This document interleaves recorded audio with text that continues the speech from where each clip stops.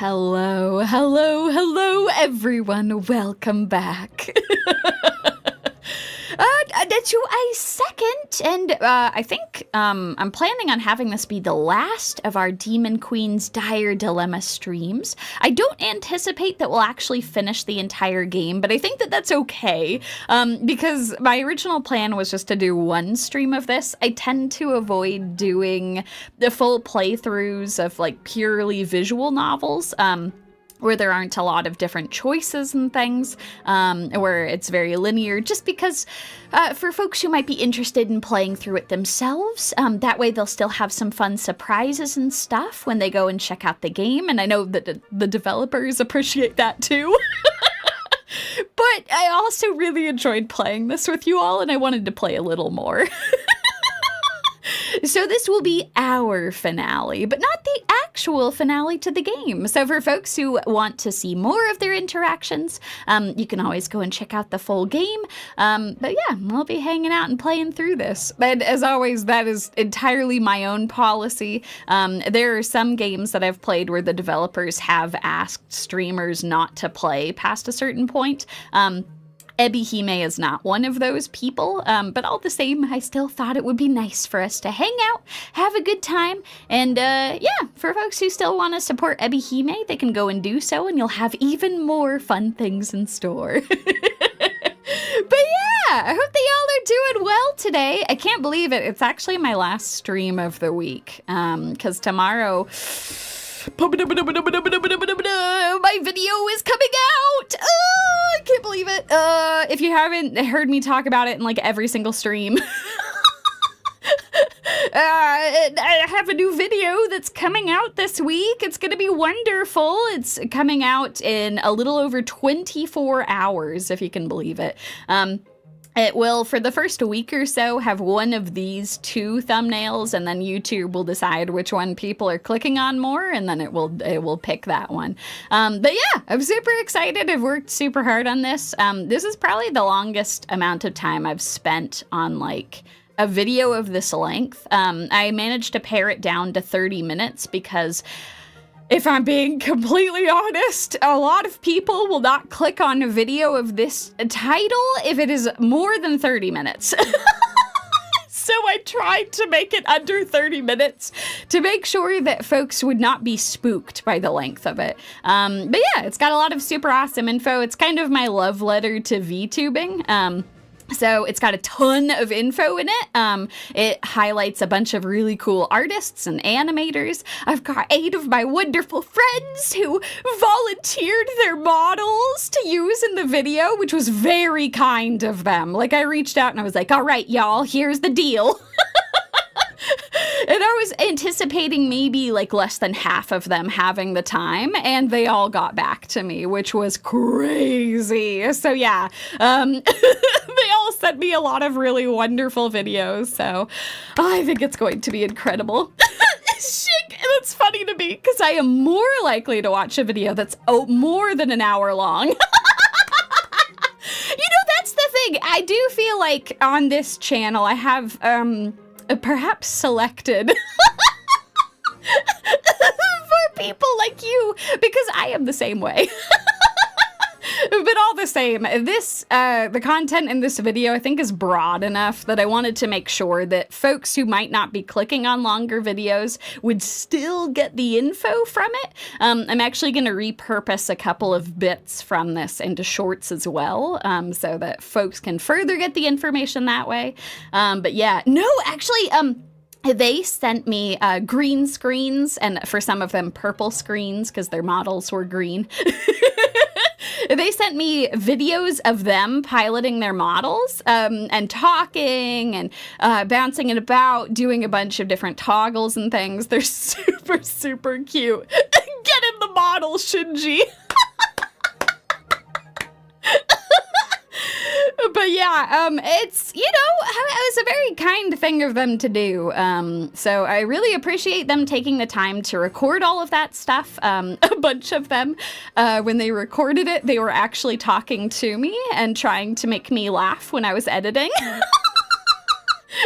the recording would be like, "Hi, Yumi, how's it going?" which is really cute. So yeah, I'm super, super excited for y'all to see this. I think it'll be wonderful. Many times I thought about how I'm watching a Yumi stream that's longer than a Lord of the Rings movie. Yes, we on this channel like the longer streams. It always feels weird when I only do like an hour or like 2 hours stream. Like that's the thing, I don't know, today might be like a 2-hour stream. I was planning on like 2 to 3 hours of us hanging out and doing this. I've had a couple of streams lately where I've been doing a lot of voice acting, so I don't want to go for too long on this one. I about hit my limit at 3 hours with the, with a stream that happened this week. There's a lot of voice acting that happened there. But yeah, it'll be wonderful. Sean, I understand what people mean when they say piloting, but I always imagine a little person just sitting on top of the VTuber model and pulling it around like Ratatouille. I mean, that is actually correct. I can't believe that you guessed that right. That is how every single VTuber model is piloted. That is correct. Oh, so yeah, I'm super excited. This particular video took so long because I refined the script multiple times. I would like finish the script and be like, I can make this better. I would go back and be like, but what if I did this? So yeah, I will fully admit to a little bit of perfectionism on this one, but I think that it was well worth the time, because if folks do end up enjoying this, I think it will be a very informative video that will stand the test of time. I think there's a lot of stuff that will continue to be true about VTubing long into the future, so yeah. Super cool. Chibi Noko animated Yumi model. Can you believe it? You know, okay, actually, that's really funny you say that, because Chibi Noko's current breathing that she does, I actually did animate that myself in live 2D. I made it so that her little breaths go up, and then her little tongue goes out, and it does the tiny little flick. It's very, very subtle.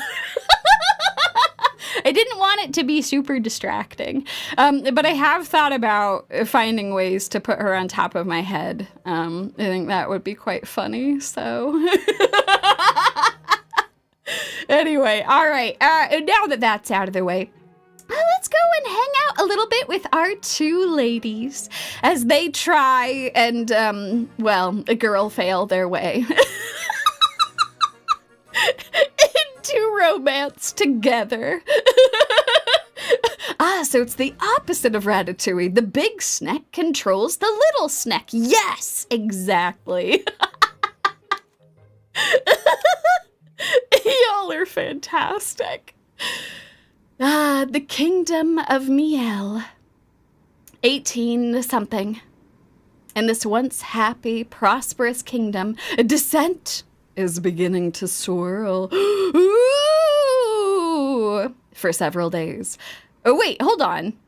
This isn't the same. Wait, hold on.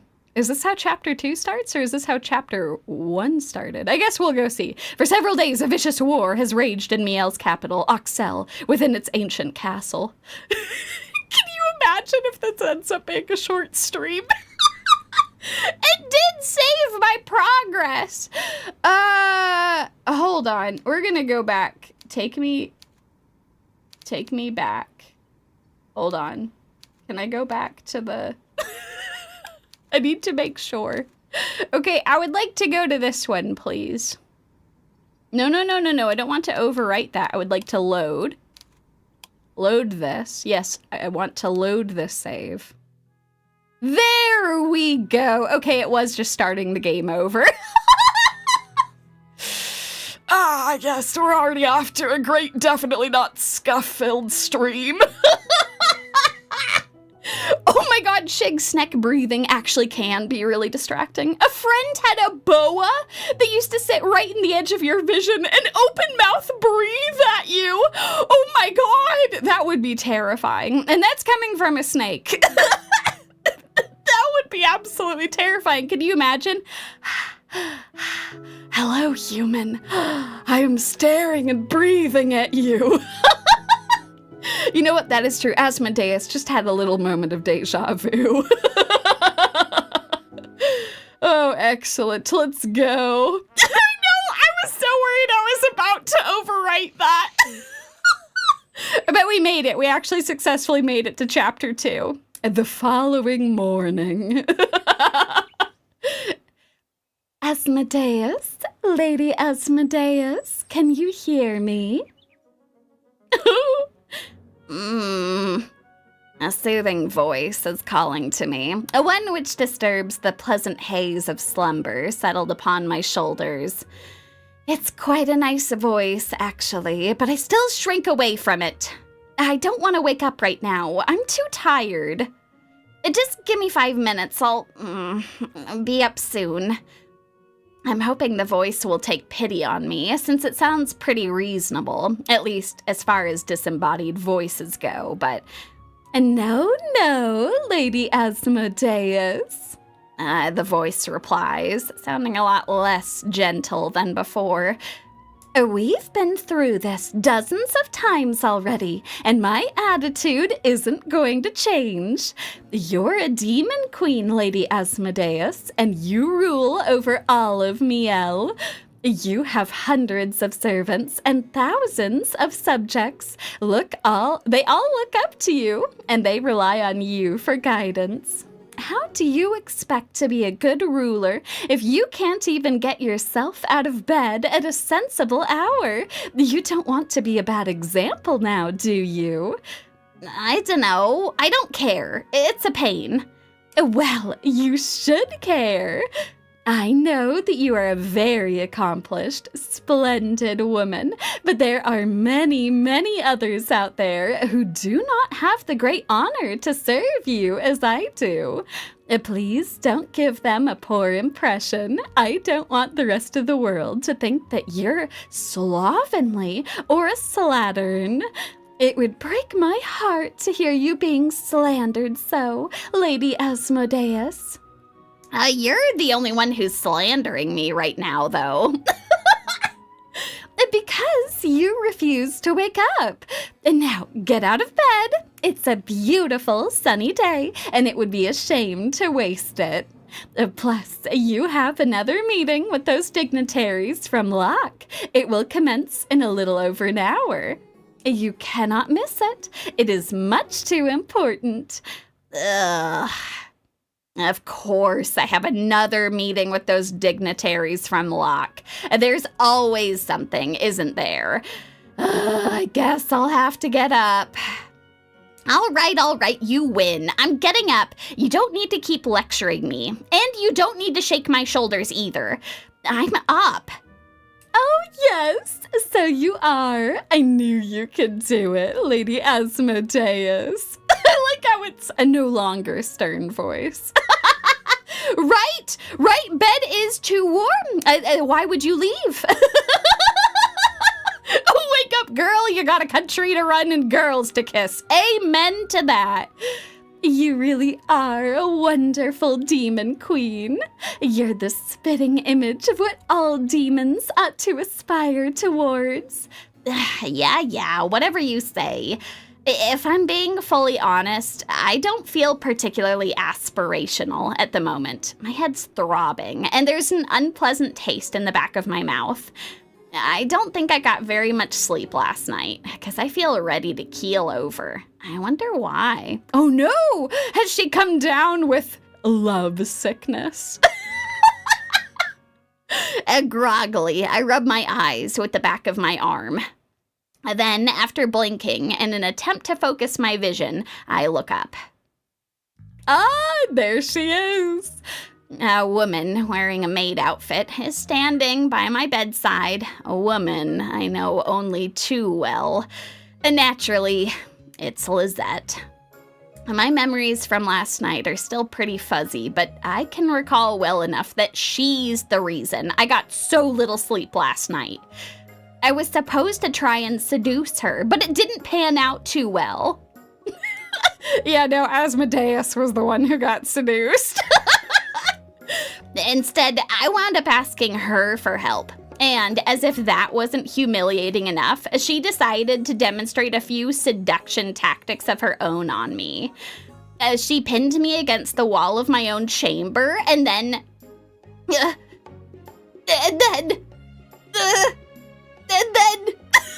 no, she got very close to kissing her. Oh, you are so kind. Thank you. I'm so glad that you all had so much fun with my great aunt.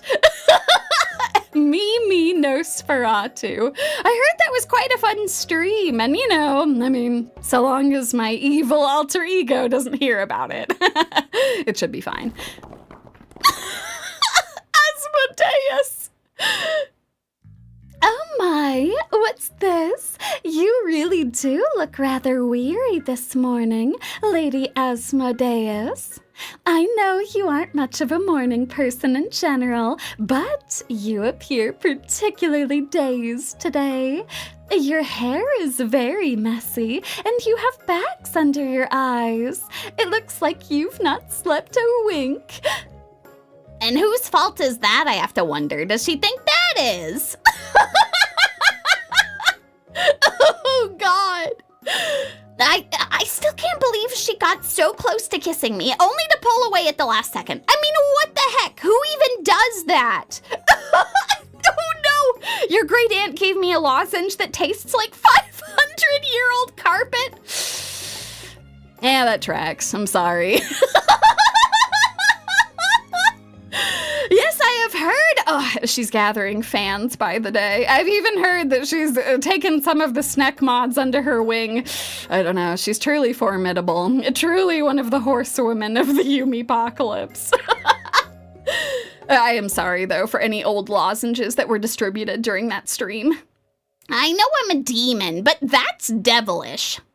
I wonder. Lisette ponders, one hand beneath her chin.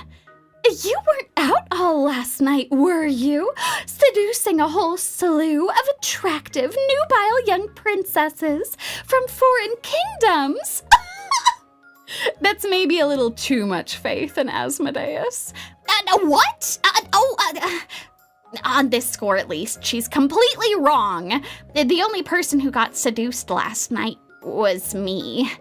Lisette did such a thorough job at it. I couldn't think of anybody but her for hours after she left. But I guess she doesn't need to know that. Yes, that's right. And naturally, that is what I did. I was so busy flirting with any number of beautiful, attractive young women that I quite forgot the passage of time. I proved to be rather popular with the lady folk. They simply did not want to let me go. There was an awful lot of tears at my departure, but I knew I could not stay with my adoring little lambs. I am a demon queen first and foremost, after all, and I take my duties very seriously. You know, Illyria, that's a great question. Was it the almost kissing that was the problem, or that she didn't follow through? I cannot afford to spend all night playing while my country remains ungoverned. It is important for any monarch to strike a balance between work and play, else they might end up sacrificing their kingdom in pursuit of their own selfish desires. Oh, yes. Very well said, Lady Asmodeus. You might sleep like a sack of flour, and you're awful at waking up in the mornings. Oof, does she really need to insult me so much?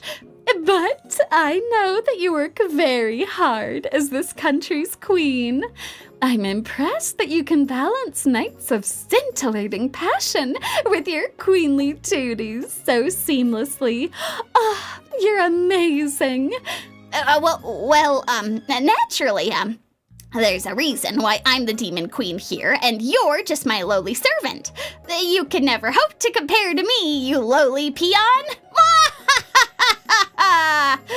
Indeed, you are correct. I am so unworthy. I scarcely have the right to stand in your shadow. Your sheer competence is so dazzling. It almost hurts me to look at you. God, Lisette. You know, Isaac, actually? Asmodeus. Were you trying to kiss pillows in your sleep? But I'm still very happy that you allow a worthless human such as myself to stay by your side. And now, why don't you let me bathe you? You look like you could use a bit of pampering after last night. I'm sure you exerted yourself. I back away from Lisette, my earlier self-confidence beginning to crumple. It's all right. You, really don't have to do that. I mean it. Are you sure? As your humble servant, it's my duty to care for you however I can. If you're tired from last night's escapades, then you ought to let me clean you up. It's the least I can do. Wow, Lisette seems pretty gung-ho about the idea of cleaning me. I'm not sure why she's so excited, really, but it's making me feel more than a little flustered. No, it's fine. Really, it is. I had a bath last night, so I don't need to bother again. I'm just fine like this. But Lady Asmodeus... There will be no buts. I told you I'm fine. Oh, excuse me, this is her still talking. I grab a pillow from my bed and then haul it at Lisette's head. We're doing a pillow fight right in the middle of getting ready for the day. And the pillow isn't a particularly powerful projectile, but Lisette still squeaks when it hits her. I'm just fine. You don't need to bathe me. I can take care of myself. I'm not a child. Now leave me alone. Huh. For all my talk of not being a child, I sure sound sullen. If Severia was here, I'm sure she'd say I sound like a sulky toddler. I even hit Lisette with a pillow. No, that's not behavior befitting of the great Demon Queen, but I just can't help myself. Why does being with this impossible maid always make me feel like this? I wonder what it could be. Oh, can you imagine if Lisette brought out the horn polish? Ooh, I bet that would be nice. Ugh, today really has been awful. I mutter this under my breath as I sit on my throne, my arms folded. This morning was nothing short of painful, and I mean that in the most literal sense. Being woken up by Lisette reminded me of my failed attempts to seduce her last night, which put me in a bad mood. Then I started to blush when Lisette served me breakfast, and I managed to spill crumbs all over my front.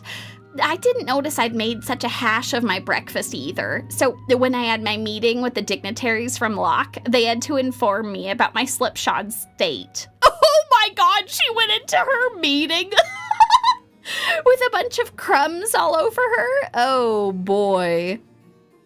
It was all quite embarrassing. That talk is finally concluded, thank Baphomet, and my head is aching. I feel like I've been hit with a battering ram. Could this day get any worse? This is, of course, a rhetorical question. I'm not expecting anybody to answer it, largely because there isn't anybody around to answer it. I'm all alone in the throne room, with nothing but my thoughts for company. I thought I was alone, at least, but... What's this about having a bad day, huh? Are you all right, Asmo? Oh, I guess I was mistaken on that score. I really should know by now that it's impossible to ever be truly alone in the company of demons, especially a demon like Severia, who loves sticking her nose into other people's business. That nose of Severia's is, at the moment, emerging from a portal, which she must have cast by my throne. As Severia emerges from the portal, its dark, shapeless tendrils undulating in her wake, and then grins. Yo, Asmo! Why the long face? Did something happen last night? Ugh, I don't know if I want to get into this with her, or with anybody else for that matter. Still, talking about my failed attempts at seducing Lisette with Severia, of all people, sounds like asking for trouble. Severia's never been the best at keeping secrets. It's not that she's malicious per se for a demon. She's very well-meaning, but she is an idiot. She likes chattering to people, even her underlings, about everything that's going on in her life and the lives adjacent to hers. If I tell her about what happened, the news will be all over the castle. Then all my subjects will start snickering whenever they look at me, or worse still, they'll begin to pity me. Oh, it'll be much better to tell a white lie or two. They never hurt anybody. Can she actually successfully lie is the question. If you want to know what occurred between myself and Lisette last night, then it was a great success. Thank you for asking. Oh, that's wonderful. I'm real glad to hear that, Asmo. I was worrying since he looked kind of down in the mouth. But wait, if things went as well as that, then why'd you say you'd been having a bad day? Fire and brimstone. Severia's just raised a good point. How very unlike her. I am simply tired. That's all after, all of the seducing I did the night prior. I seduced Lisette so long and so hard, I simply don't have the energy to attend to all my duties this morning. That is why I look, like you said, down in the mouth. And now that I have an adoring maid to satisfy, I fear I'll never have any time to myself. Oh, right, I get it now. I guess you had a real workout yesterday, huh?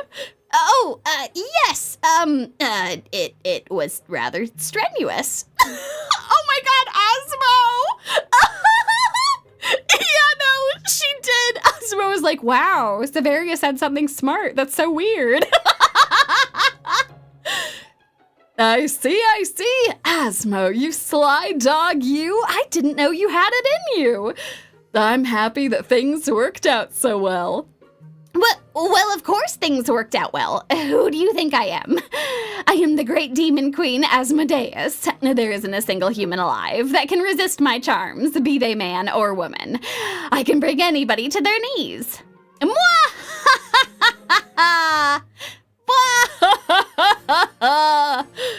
Now, why is she laughing?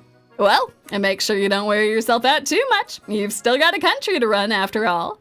Yeah, still, this is amazing. Though, now that I think about it, something about this story just ain't adding up. Oh no! Severia's smart again. Yeah, exactly. She could have just said that the dignitary meeting took a lot of energy, but instead she dug herself this hole. What?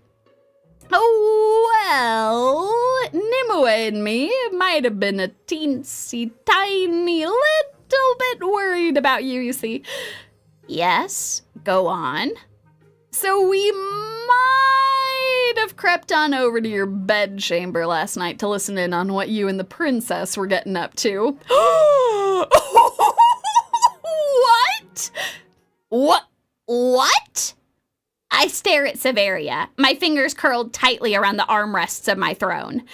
All of a sudden, it feels like the blood has frozen in my veins. I was trying to play the events of last night off as an overwhelming success, but if Severia overheard everything, then you weren't eavesdropping on me, were you? I prefer to think of it as checking up on you, Asmo. I was only hanging around because I was worried. I wanted to be there, you know, to give you moral support in case things didn't pan out well. And no, not of course that I thought things wouldn't pan out. I mean, you're the great Demon Queen, like you said. I thought you had it in the bag, even if Nimue was less convinced. But I distinctly remember the princess leaving your chamber a little after midnight, and after she did, I'm sure I heard you screaming. It didn't sound like you were screaming in pleasure, though. Severia! I think you said, ahem. It feels like I'm the one who got seduced. Okay, so they weren't listening in, like, too closely. They don't know what happened beyond that. They were just like, okay, who's going in and out of the bedroom? Okay, that's a little bit better, but also... Oh, no. Now, how did things go between you and Lisette? Really? Asmo, I'd like to think everything worked out peachy keen like you're saying, but it sounds kinda unlikely. Instead, it sounds more like it was a huge, catastrophic, no good, complete, and utter fail. All right, you made your point. Then now stop talking about it, unless you want me to make you stop. Then Asmo, what is it? What's wrong? Why'd you shout all of a sudden? Wait, why are you looking at me like that? That stance. You ain't gonna cast a curse on me, are you? If I did, I'd be well within my rights. You deserve to be cursed for always causing so many problems. Oh, no! Why'd you have to run your big mouth all the time? You never know when to shut up. Hey, I was just saying it like it is. You can't punish me for trying to tell the truth. I love you a lot, Asmo, but that attitude of yours pisses me off. Why can you never be honest with yourself? It's none of your damned business. It is my business, though. I'm your best friend. Oh no, it's all unraveling. Ha! Some friend you are, when you're always making fun of me and looking down on me. What? I ain't looking down on you. Where on earth did you get that idea? I know you're looking down on me. It's obvious. I mean, you have to look down on me. You're taller than me. I mean, her logic is flawless. What? So you're gonna curse me because of that, are you? Believe me, I've wanted to. It's taken an awful lot of self-control over the years not to. But that's ridiculous. You can't just curse your friend because they're taller than you. That isn't my fault. I never asked to get this tall. It just kind of happened. Just like how you ended up being all runty. Oh no! Huh? Did you just call me runty? Did I? Oh no! Yes, you did. You definitely did. I heard you clear as day. You really are looking down on me. Well, maybe I'm a little bit right now, but only because you're acting so unreasonable. If you just calm down, then...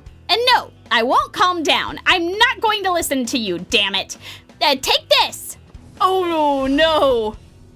I summon a ball of dark energy in my right hand, which I mean to hurl at Severia's smug, stupid head when... My, what in the world is going on?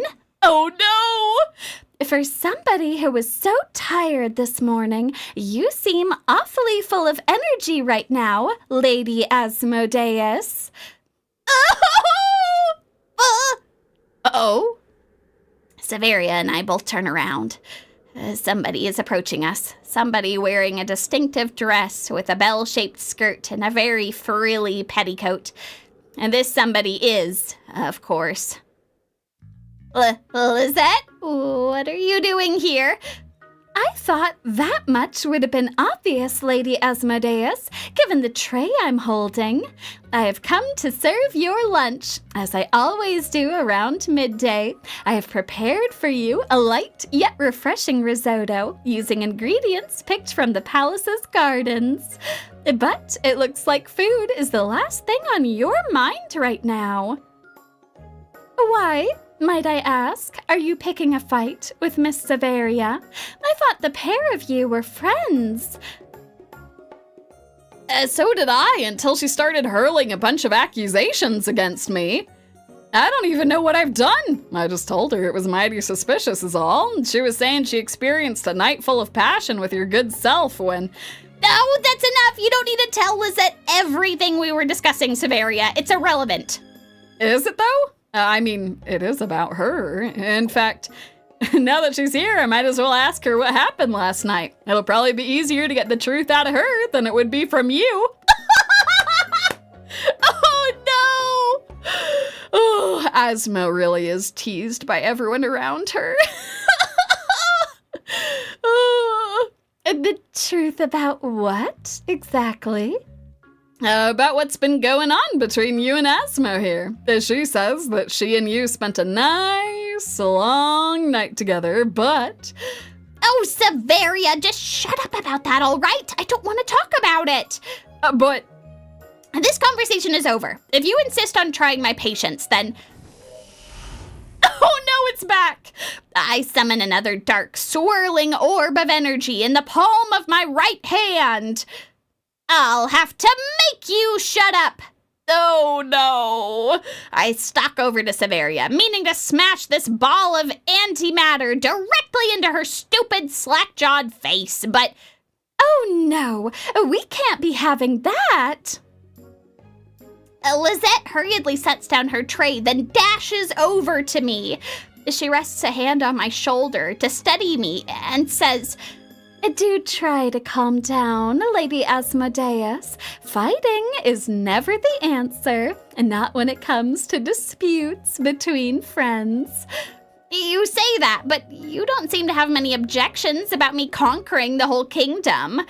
You've been pretty pally with me, as a matter of fact. Why are you able to overlook that, but not this? Well, that's simple. As a great and powerful demon, it stands to reason that you would want to subjugate lowly humans such as myself. We are so very powerless compared to you. We must look like lowly ants scuttling around in the dirt. Oh my god, Lisette! I can't blame you for wanting to toy with us for your own amusement, but I cannot tolerate you fighting with your fellow demons. That seems like a line that shouldn't be crossed. You're comrades, so you ought to respect one another.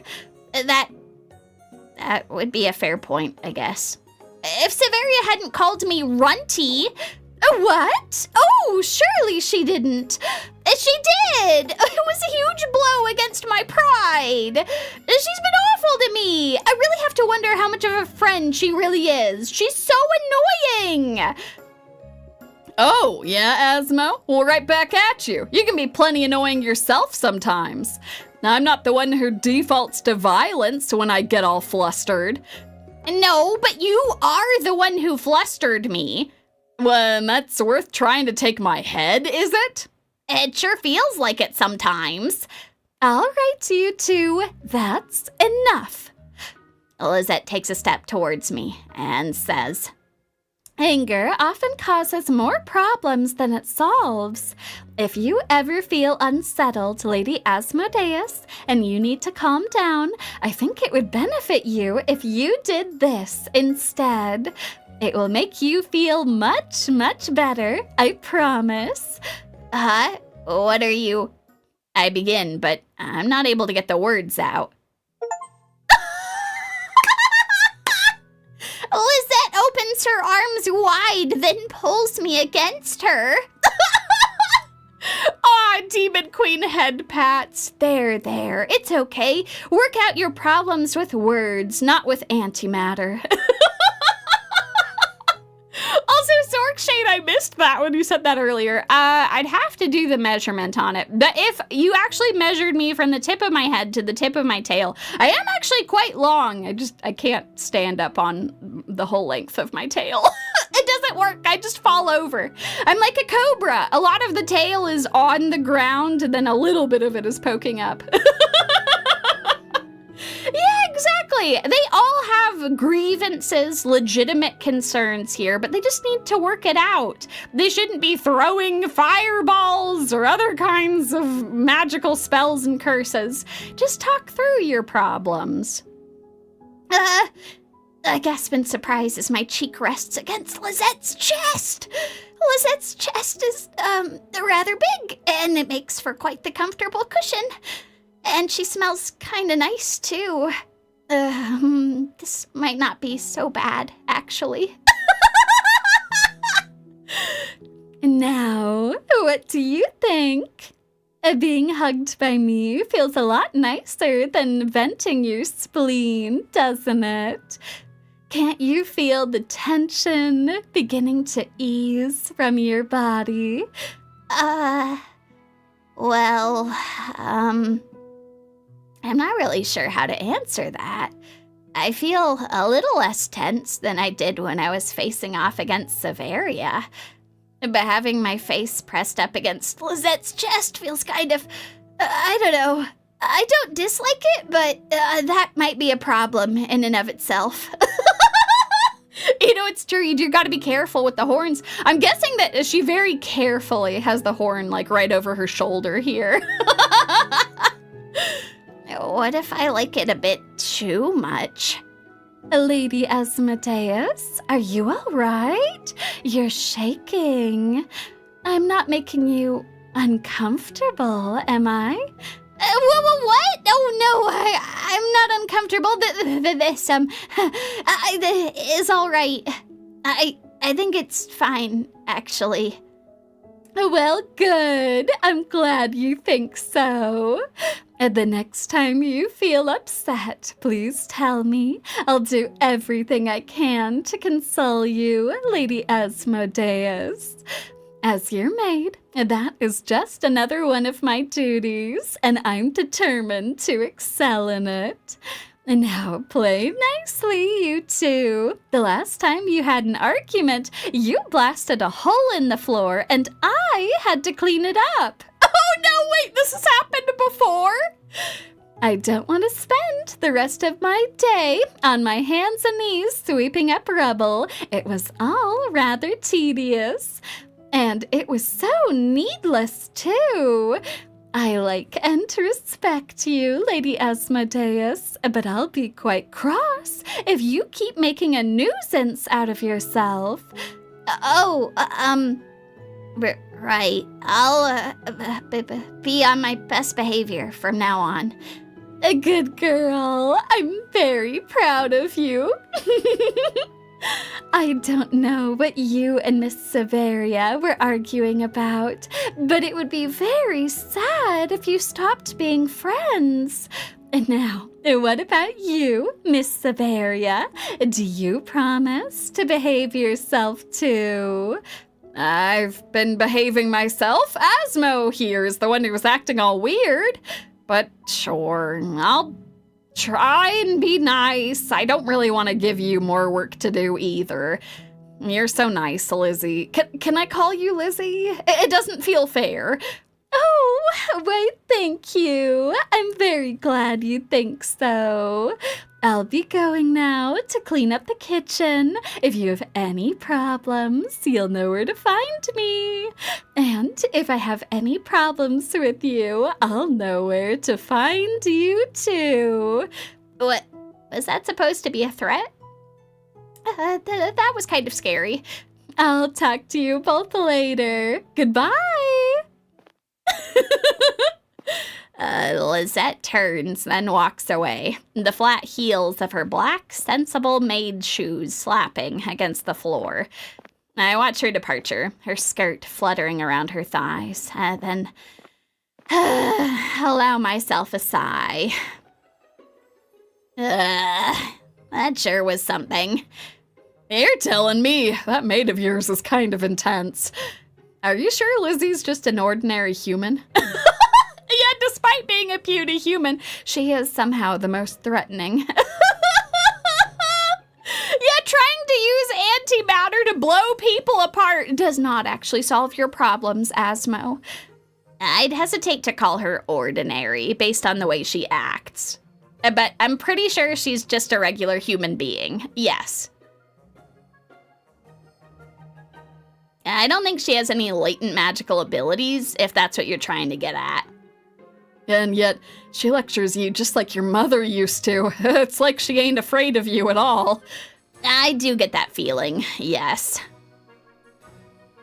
Huh? Well, it's no wonder you want her to toe the line. It's almost like she's the one in control around here, not you. For a human, she really does have you eaten out of her hand. No. I know Severia's right about that, but all the same, please shut up. There are some things that don't have to be said, damn it. Thankfully, no holes were blasted in the castle that day. All right.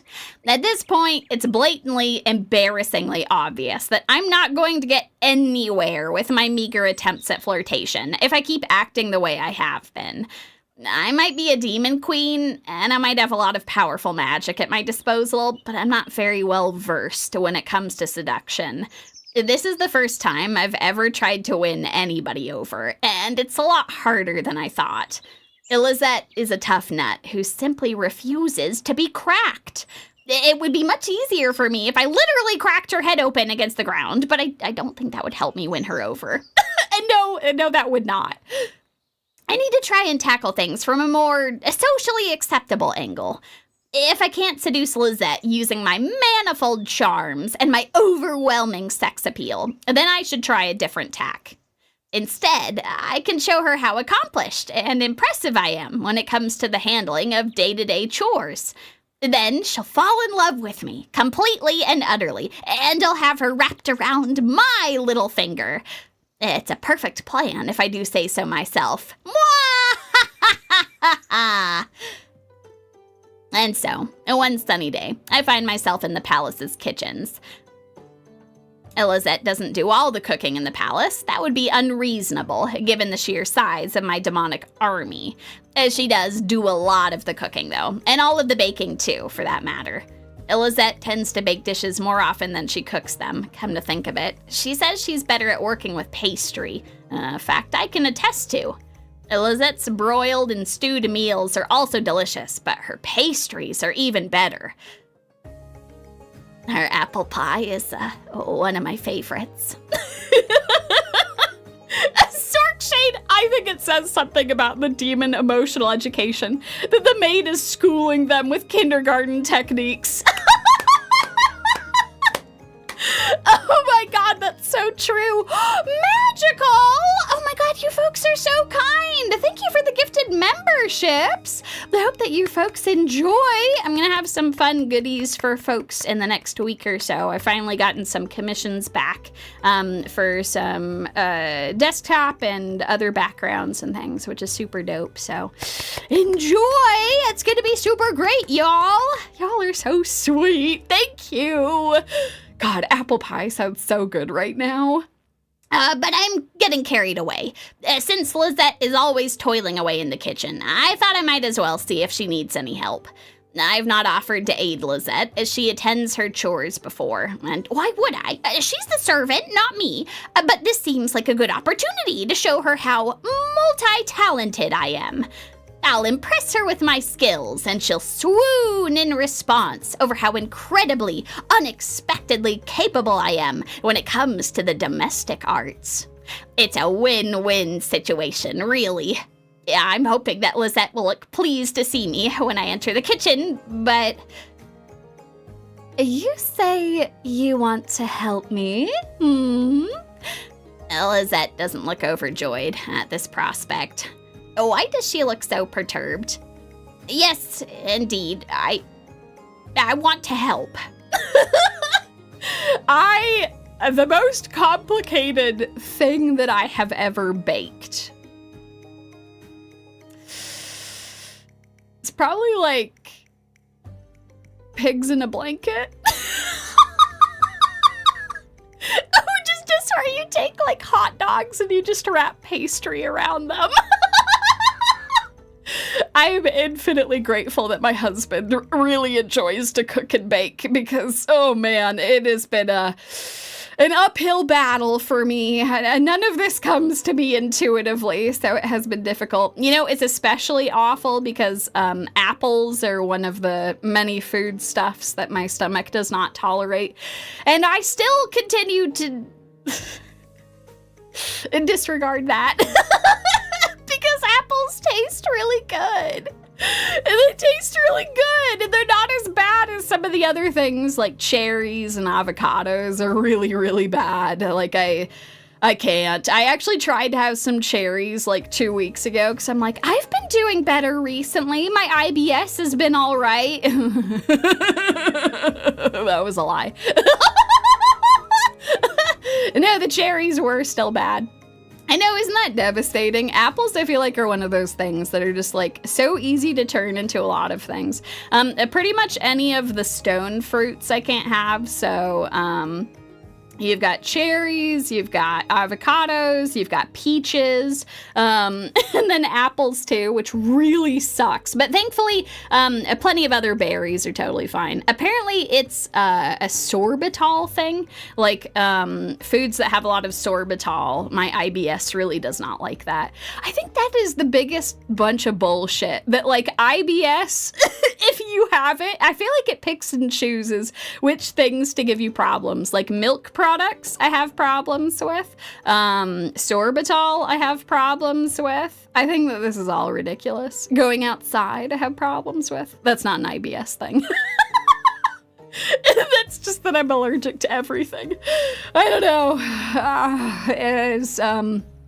I rolled very low on my constitution score. The Yumi character sheet is pretty unevenly statted. But yes, Asmodeus, I believe in you. You should be able to do this. I had little else to do in the castle, so I thought I might as well check in on my underlings to see how you all are getting along. I need to ensure that you all are working hard, as you ought to be. And it did occur to me, as I was walking through the castle's hallways, that I had never before observed you in the kitchen. I thought watching you might be an amusing diversion from my daily tasks, and aiding you would be even more so. I presume that is all right? Well? Well, is there a reason you don't want me to help you? Don't tell me you think that I'll get in the way of your work. What? Oh no, you wouldn't be getting in the way, Lady Asmodeus, not at all. I'm simply surprised to think that you would pay a visit to a lowly maid such as myself in the first place. I'm not sure what I did to deserve your attention. If you're wondering about that, then you needn't. I already told you. I came here because I had nothing better to do, so I thought I might as well. There is no deeper meaning behind my visit, so do not let your wild imagination get the better of you. And now, what task are you currently engaged with, and what can I do to help you? I am a busy woman, as you must know, so I must stress that you don't keep me waiting. I have come here to offer my assistance out of the kindness of my heart, so I expect that you will hasten to accommodate my wishes. Oh, yes, of course. And my apologies, Lady Asmodeus. This is also very sudden. I wasn't sure how to respond to your initial request. But now I can see how serious you're being. I'd be only too happy to give you a job to do. The devil makes work for idle hands, as they say. It's always better to be occupied, even if you're a great demon queen. I would never dream of spurning your help, although... How much experience do you have in the kitchen? Absolutely none. Should that not be apparent? As a demon queen, I have no reason to sully my hands with the preparation of food. Such menial chores are beneath me. That is why I have servants. Oh, yes, I thought you might say that. It stands to reason, of course, but this might be a bit tricky. And what do you mean by that? I might never have cooked before, but I doubt it can be all that difficult. If I was able to conquer a whole country, I am certain that I can roll out the crust for a pie. I'm certain you can, with a bit of instruction, maybe. The cooking is more complex than it looks. There's an art to it, and the amount of ingredients I have is finite. If you make too many mistakes, I won't be able to prepare the dishes I had in mind for your dinner. And are you trying to suggest that I might quite possibly make a mistake? Me, the great demon queen Asmodeus? And no, I just... Because if you are, that's tantamount to treason. I could have your tongue cut out for that. Oh, yes, of course. Please forgive me for my rudeness. I had to have chosen my words more carefully. Rosalba always did say that for a princess, I talk too much. Oh no, Lisette! But I'm not a princess right now. I'm a maid, so I need to act as such. I'm only alive thanks to your good graces, Lady Asmodeus, so I need to do all I can to aid you. That is my only job. And if you now wish to aid me, then I must conceive of a way to make this happen. I'm currently preparing a pumpkin pie for your dessert, but it is finicky work. I imagine you're much too important to spend your time sticking your hands inside the hollowed-out cavities of any pumpkins. So, why don't you help me whisk the cream instead? The cream?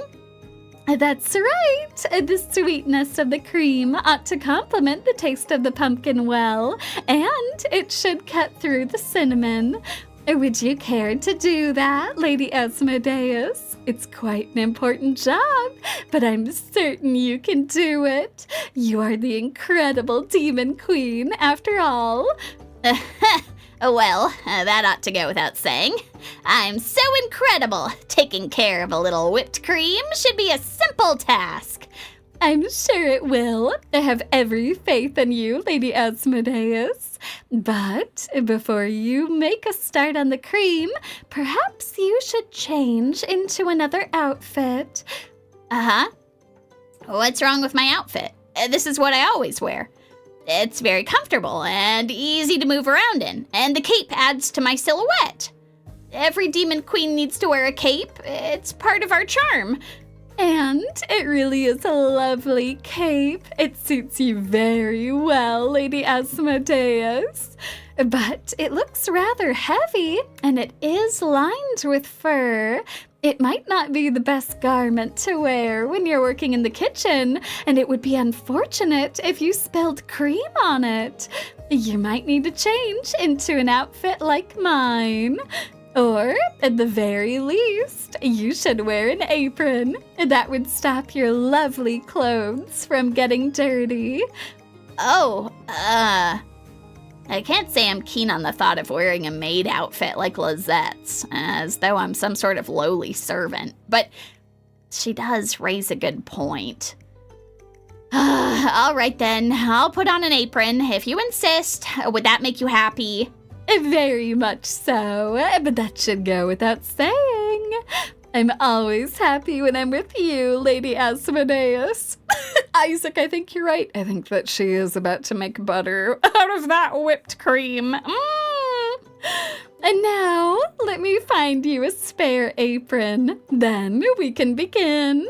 I've not cooked with a demon queen before, but I'm sure this will be a lot of fun.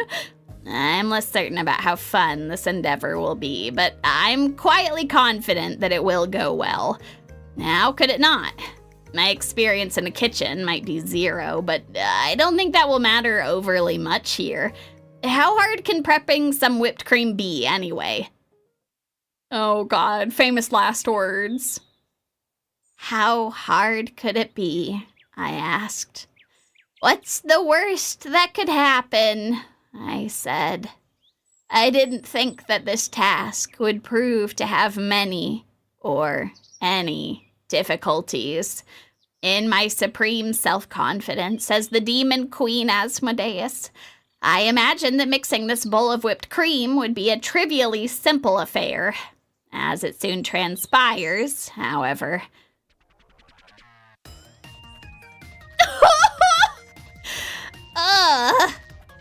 Oh no! What is it, Lady Asmodeus? This is a trickier operation by far than I had first anticipated. I thought that I would need to use a fair amount of upper body strength to stir this cream, but I think I must have used a bit too much strength. Oh no, she did! She churned it! Gobbets of cream wound up flying everywhere as a result, and now my face is speckled with the stuff. Oh, the cream might be sweet, but it's also sticky. The way it's clinging to my cheeks feels pretty discomforting. Oh my God, she's made a mess of everything. This stuff might taste good on cakes, but I can't say I like it very much on my person. It's almost slimy. Oh, you poor thing. Lisette tuts at me sympathetically in a manner which is probably supposed to cheer me up. But it actually makes me feel even worse about this whole situation. I can't help but feel like she's looking down on me, which, given she is a fair bit taller than me, can't be too far from the truth. Lisette is always looking down on me in the most literal sense of the word. But geez, I wish her expression wasn't so pitying. Don't call me a poor thing. I am the great Demon Queen Asmodeus, and I will not permit you to speak down to me, not in any capacity. I don't need your stinking sympathy, human wench. I am just fine. Oh, I'm certain that you will be. You're very resilient after all, Lady Asmodeus. I would never dream of belittling you by showing you any pity, not when it is clear you have no use of it. But I also know you are unaccustomed to physical labor. Isn't that right? Well, evidently. If I was better versed when it came to the culinary arts, I doubt I would have made such a mess. My whipped cream would be perfect. No, better than perfect. There's nothing I cannot do. I just need a bit more time to learn. I'm quite sure of that. I would never dream of suggesting otherwise, Lady Asmodeus. There's no demon alive more capable than you. If you truly set your mind to it, I'm certain you could craft fancy cakes, which would put my own paltry attempts at baking to shame. But for the present, you are still a beginner, so it's natural you'd have one or two difficulties. And not even you can be good at everything, I suppose. Oh, well, naturally. We all need to start somewhere. I rather agree, but I think you've done a very good job so far. You just need a bit more tutelage. Practice does make perfect, as they say, even if that practice is performed with an unworthy maid such as myself.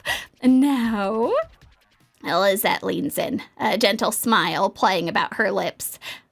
Would you permit me to clean you up, Lady Asmodeus, as your humble and devoted servant? Huh. Well... Oh, the change in music! I look away from Lisette. It feels like she's standing awfully close to me all of a sudden, my face flushed. Under normal circumstances, I would not permit a lowly human such as yourself to lay your unworthy fingers upon me. But in this case, it is your fault in part that I am like this. You did not give me any proper instructions before you had me whisk this cream, so all these ills which have befallen me are your fault. Oh, Asmo! As such, you need to make amends. But of course, Lady Asmodeus, I will do my level best to try and smooth things over. Oh my god, she spoils her. And now let me... Lisette leans in, her eyes half-lidded. Oh my god! I shall wipe this offending cream off you in an instant, Lady Asmodeus. Just hold still. Huh? Wait, what? I begin. But as is often the case when I'm with my incorrigible maid, I'm unable to get the words out. Lisette parts her lips, which are curved in a cheeky smile. And she begins to lap the stray blotches of cream off my face. This is a lot more intimate than I was expecting. I thought when Lisette offered to clean me up, she would use a napkin, like all ordinary people. Shoo. But I'm forgetting one crucial detail. Lisette isn't normal. She can't be. Otherwise, she wouldn't be so irritatingly happy about being subjugated by a fearsome demon queen such as myself. I ought to have realized sooner, therefore, that Lisette's methods when it comes to cleaning me up would be unusual, too. Should have gone without saying, really. But for some reason, I didn't anticipate this. She's licking me. If Lisette keeps this up, then I'm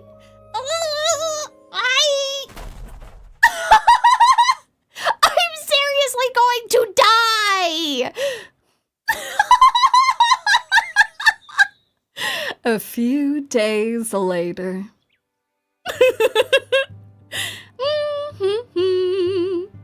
It's a little after lunchtime, and after having eaten a refreshing meal prepared by Lisette's delicate hands, I decide to go on a stroll throughout the palace's gardens. It's a warm, sunny day, so much so it's a bit oppressive. The blue sky is devoid of clouds, and a few butterflies are fluttering in the air. The breeze is muggy, and it makes the hem of my cape undulate. It's hot enough that I begin to wonder whether I might have been better seeking shelter indoors after all. But a sight makes me halt in my tracks.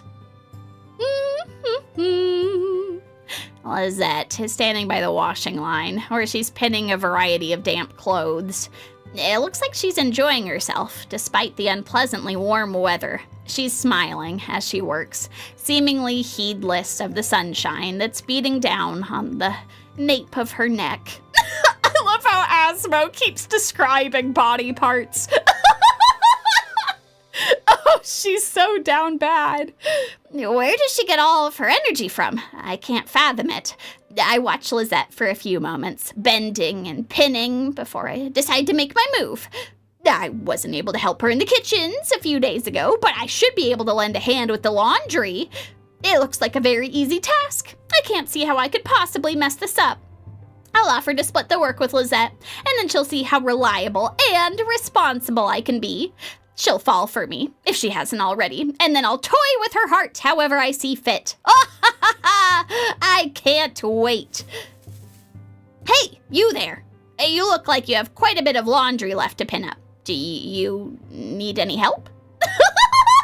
She said, about to mess up. You know, that is true, Wolf. The question is, who's more down bad for the other, Asmo or Lisette? And that does remain to be seen. Oh? Lisette pegs another piece of clothing onto the line, then smiles at me. Salutations, Lady Asmodeus. It's a very pleasant day, is it not? Did you come here for a walk? Indeed, I did. But do not answer my question with a question of your own. That is in bad form. Tell me, do you need any help? If so, I would be only too happy to oblige. Well, let me see. There is quite a lot of laundry for me to manage, given so many people live in the castle.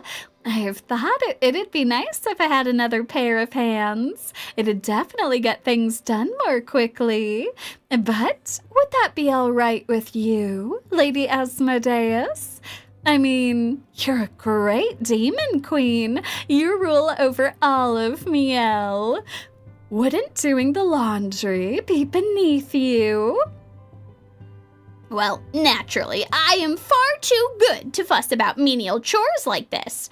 But I thought I might as well give it a go, so I might better understand how my servants feel. The queen is only as good, after all, as her subjects. If a queen is to govern her country effectively, she needs to understand how her people feel. It's very simple, really. Oh, yes, I suppose it is. You're so smart, Lady Asmodeus. I feel like a fool for ever questioning you. Well, that should go without saying. Everyone is foolish compared to me. Indeed they are. I feel like I'm learning so much by being with you. Now, do you need any advice on how best to hang up the laundry? I presume you've never done this before. Of course I haven't. Don't insult me, maid. What do you take me for? I'm a queen, remember? Not a serf. I have no experience when it comes to manual labor such as this. But how hard could it be? Why does she keep making this mistake? Oh, man. Here's the thing. I think that you are right. She has actually been learning some good things from this. Like, she has been actually unironically, like, a very kind, conscientious ruler of this kingdom. And it is a good thing for her to be learning this stuff, even if she can't admit that to herself. It can't be difficult enough to require any particular guidance. All you're doing is pinning these damp clothes to a line so they might dry. Where is the challenge in that? I guess you're right there. I'm sorry, Lady Asmodeus, for doubting your skills. For an accomplished woman such as yourself, hanging out the laundry must be child's play. Naturally, I presume the truly hard part in this chore comes from how mundane it is. You'd be right there. There really is a lot of laundry to hang up, and I have to keep going back and forth between the basket and the line. It's difficult for my poor back to endure. I'm only 24, but I always feel like an old spinster once I have pegged up all the laundry. Yeah, Lisette, make sure that you're stretching afterwards. The older that I've gotten, the more that, like, if I do anything that makes my back upset with me, I'm immediately like, all right, time to do some stretches. Because otherwise that's just going to pile up. Then I shall aid you. Rejoice, puny human, that I am going out of my way for your sake. Such an opportunity does not happen very often. You really ought to be bowing before me and kissing my toes in reverence. Oh, I'd be only too happy to do that. It would be my honor, in fact. I think it might be Lisette. I think Lisette might be even more down bad than Asmo. But that would make the laundry take even longer, would it not? Since you're such a great, important woman, don't you want to get it done as soon as possible so you can return to governing the country? Yes, good point. Well then, let us commence. I could always use my magic to speed things up. You know, Isaac, I was actually worried that she was going to have difficulty reaching the line. That the embarrassment here would be needing a stool. But then I forgot that she had magic. I glance at the hefty wicker basket of laundry, which is lying on the ground by Lisette's feet. But that would not aid me in discovering how difficult this task can be for mere humans. If I always rely on my magic, I will never be able to relate to your kind. I suppose I will have to go about this in the tried and tested, slow and steady way. My, how very thoughtful of you. You truly are a splendid queen, Lady Asmodeus. It's so touching how you're always thinking of your subjects, even if we are like so many scurrying ants to you. Lisette bends and then begins to handle the damp laundry. I watch as she extricates a shirt from the large wicker basket at her feet, and then stretches to pin it to the line. I observe her mutely for a few moments more as she completes this simple process until I am able to grasp the basic principles of it. It does not seem too complicated. I ought to be able to manage this with ease. I select a shirt from the basket myself, and then shake it out to smooth out any pesky creases. Once I am satisfied that the shirt is nice and flat, I peg it onto the line. Lisette observes me, and then smiles. Yes, that's right, just like that. Oh, you're a natural, Lady Asmodeus. Oh, she actually did it. Wow, I was expecting that to go very wrong. Don't sound so surprised, please. Any idiot could manage this much. It is trivially easy. Be that as it may, it's good that you made sure to smooth the shirt free of creases before you pegged it on the line. A lot of people forget to do that, even skilled servants. It's an extra step which makes what's an already slow process take even longer, and people get tired. They like cutting corners. A few of the maids in the palace were like that, actually. I used to watch them from my bedroom window when they were attending to the laundry, and their half-heartedness used to annoy me. It is good to know that you are far more thorough than they are. Naturally, I might not be a servant, but if your chores are as easy as this, I ought to be able to outperform you. This is nothing I cannot handle.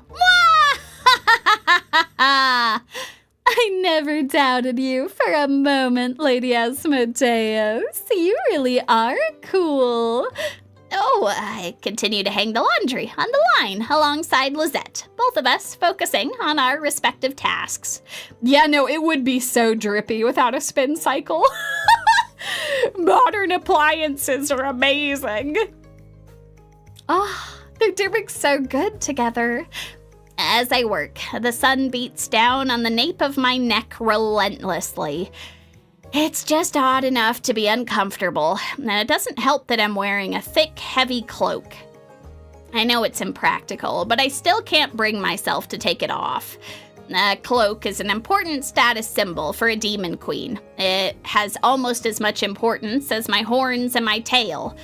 Without it, how will I be able to intimidate people? That's why she always wants to have the cape on. It might be hampering my movements, but I can endure. It's far too early to flag, even if my forehead is beginning to sweat and my arms are beginning to ache. Oh, she's really helping. Oh, this is more taxing than I thought it would be. Lisette is still smiling, but I'm definitely starting to flag. How does she have so much energy? Jeez, now I'm getting all sweaty. This task would be over a lot more quickly if I just used magic. But no, I already said I wasn't going to do that. If I'm going to impress Lisette, then I need to stick at this. I need to show her that I'm every bit as capable as she is. It would be embarrassing if I gave up now, particularly after that little speech I gave. I don't want to show myself up. I bent once again, my back and thighs aching from the workout they've been receiving, and retrieve another item from the laundry basket. I don't give the item too much thought when I pinch it between my fingers, but I do give it a second glance once I've straightened my back. Oh no. I blink, and then... Oh, my. I stare. The clothing item I'm holding in my hands isn't a shirt, and neither is it a skirt. It's nothing as innocuous as that. This particular piece of clothing is much too small to cover. Well, much of anything, really. It's a little more than a wisp of fabric decorated with pink and white stripes. What is this, anyway? It couldn't be. Oh, it looks like you found my underwear, Lady Asmodeus. Her brain short-circuited. Why isn't Lisette more concerned about this? Shouldn't she be embarrassed? And what's with the stripes anyway? Aren't these way too cutesy? You, don't really wear underwear like this, do you? Well, of course I do. Why wouldn't I? I've always liked to dress nicely. What you put on your body can give your self-esteem a real boost. Of course, I have to wear this maid's dress all the time now that I am your servant. But underneath that dress, I can wear whatever I want. The striped underwear like this has always been a favorite of mine. I think it looks really cute. Do you not agree, Lady Asmodeus? I don't. Yes? What is it, Lady Asmodeus? Is something wrong? Yes, something's wrong. Something's very, very wrong. If I wore underwear like this and someone else found out, I'd be utterly mortified. But then again, I never would do that. This sort of underwear is infantilizing. I don't care what this underwear will be. I don't care that this underwear will be hidden, excuse me, since it goes beneath my clothes. I'd know that I was wearing it, and I'd still feel ashamed. Could Lisette be a pervert? Asmo! Your face looks rather red, Lady Asmodeus. You're not suffering from heat stroke, are you? She doesn't know anything. It is a rather hot day, and you are wearing all black. Perhaps I should check your temperature. Lisette approaches me, meaning perhaps to feel my forehead with the palm of her hand, but I take a jerky step back. I drop the panties, which are nothing more than a scrap of fabric, and scream! No! Don't come near me, you vile temptress! I don't want anything to do with you! Oh my god! It takes a few more days before I'm able to dream up yet another cunning plan to curry favor with Lisette, namely by picking her a bouquet of beautiful flowers. Oh, Asmo. I might not be the best at cooking. Neither was I much help when it came to the laundry, but picking flowers should be an easy enough task. One would have to be a true cretin to overcomplicate such a simple affair. It is fortunate for me, therefore, that I am of adequate intelligence, and I should have no problems fulfilling the scheme of mine. I promenade about the garden, looking for any flowers which might suit my purpose. The palace's gardens are well maintained, and the borders of the flower beds are neat and even. I might be a wise demon queen, but I cannot profess to knowing very much about horticulture. It isn't an area I have much expertise in. That being the case, I cannot name all the flowers which I passed by. I can tell, however, just how pretty these flowers are as they bloom beneath the golden sunlight. There are bright red flowers and pale pink flowers. Flowers which are deep blue like the depths of the ocean and pale blue like the sky. Flowers which are white and fair, and flowers which are so darkly, deeply indigo they look almost black. Meandering about the flower beds is proving to be rather enjoyable, more so than I anticipated. When I inhale, I can smell the earth beneath my feet and all of the flowers in their beds. It is all rather pleasant. But I am not looking for flowers which are simply pleasant. I want flowers which are perfect. And these flowers have to bear some relation to Lisette. I want my gift to feel personal. Intimate, even. Any fool could pick a bouquet of roses and hand them over to a fair maiden, or a fair maid. But it takes true ingenuity to find flowers which have real meaning appended to them. I want to bring Lisette some flowers that I know she will love. I think you might be onto something, Wolf. Can you imagine if she picks flowers for Lisette that have some sort of hidden meaning? Aha! And it doesn't take me too long to find them. There's a cluster of rich, brightly colored yellow flowers blooming by the base of a tall oak tree. Flowers whose petals are so brilliant, they remind me of the summer sunshine overhead. Or else, yes, they look rather like Lisette's hair.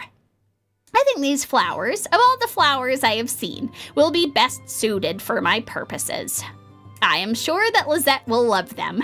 I approach the flowers, depressing the grass beneath my soles, and then declare my intentions to them in an impetuous tone. Now you listen here. I, the great Demon Queen Asmodeus, have chosen you out of all of your peers.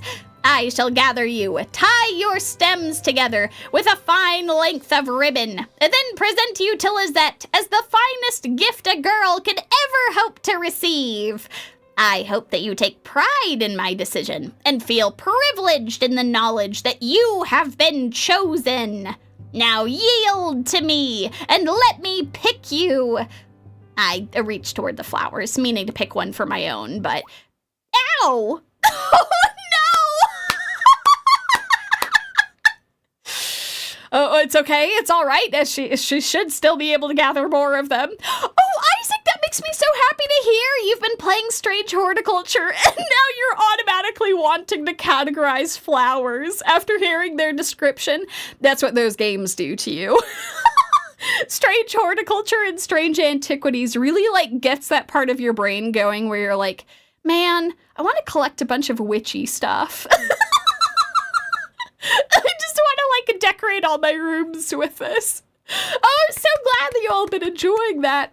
But meanwhile, back to Asmo's dilemma. A sudden burst of pain makes me draw my hand back. What was that? I look at the flowers, my eyes wide, and as I do, I realize one crucial detail which, in my excitement, I completely failed to notice. These flowers aren't just ordinary flowers. They're actually roses. And even the silliest of small children know that roses have thorns. I must have pricked myself. Why did I not think to check before I reached for them so clumsily? I'm such an idiot. I grit my teeth together, then examine my index finger. The pad of my index finger has been sliced open. I can see droplets of crimson blood beginning to bead on it. The cut isn't a particularly large one, and neither does it look particularly deep, but it still stings. Damnation, I really should be more careful.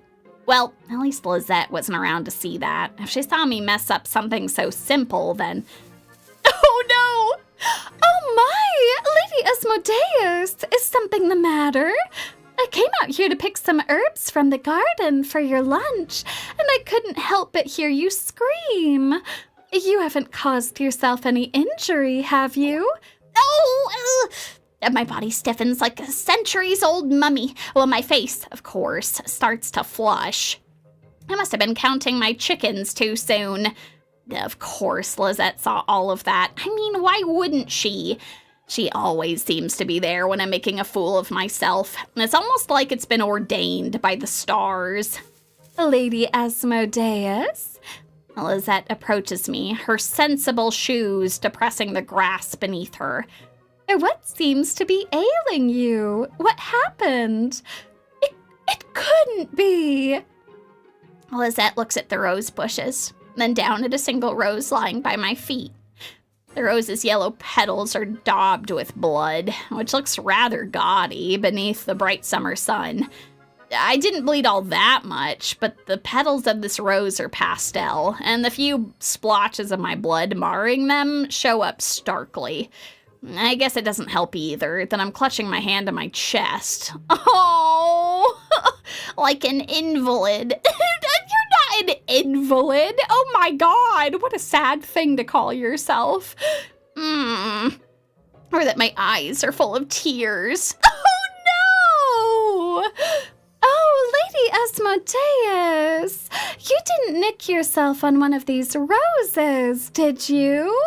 Well, they might have given me a few difficulties, yes. Oh, you poor thing. The roses might be very pretty, but that's deceptive. Their thorns can be dangerous, particularly if one isn't paying attention. Now, why were you examining the roses? What was it that drew you to them? I thought you spent most of your time indoors. I do. I have so much work to do. I cannot afford the time to meander about in the garden. There was a bit of a lull in my schedule, however, so I thought I might as well make the most of it. You always seem to enjoy spending time outdoors, so I thought it must have some charms that I was missing out on. That and, well, those roses reminded me of you. Of me? That's right. Most roses are red or pink, but these are yellow, and in the sunlight, they're almost golden. They made me think of your hair, so, I thought I might pick a few of them for you as a gift, I suppose, for all of your hard work. Not that I have any obligation to give you gifts, of course. You are my servant, after all. I was simply struck by a whim, I suppose. Perhaps because it's such a sunny day. Please don't read anything into it. This doesn't mean that I like you or anything. Practically just announcing it to the world. Was that convincing? Yes, of course. I'm not exactly sure. It can't help, I guess, that my voice cracked there. I'm trying to sound cool, calm, and in control, but these 3 C's don't come very easily to me, despite my status as a demon queen. Oh, jeez, if only Lisette wouldn't look at me like that. Why does she have to care so much? Oh, Lady Asmodeus, were you really thinking of me when you tried to pick those roses? Well, I might have been thinking of you a little bit, I suppose. Is that not to be expected, though? We do interact every single day. You are on my mind rather often, though that really ought to go without saying. It is perfectly natural to think about people that we interact with on a frequent basis. That doesn't mean anything. I would never be bold enough to assume that it does. I know that your status is far loftier than mine, given you're a great and powerful demon queen. You have no reason to hold me in any especial regard. But I am glad that you thought of me regardless. Perhaps it is shameless of me to say this, but I'm feeling very blessed right now. Oh, jeez. Lisette looks pretty when she smiles normally, but she isn't just smiling at the moment. She's beaming. Her face looks positively radiant. I can't look at her directly. She's much too brilliant. It burns. And now then... Lisette takes another step towards me, her expression one of concern. Would you let me take a look at your finger, Lady Asmodeus? I would like to inspect your cut, if you would let me be so very bold, provided it will cause you no difficulty, of course. What? Oh, you don't need to do that. Don't trouble yourself. Or rather, don't bother. I am a great demon queen, and a cut like this is of no consequence to me. I can heal myself with ease. Yes, I'm certain you can. You're a very talented woman. But since you only got hurt for my sake, I feel like I have a duty to take a look at it. This is my fault, after all.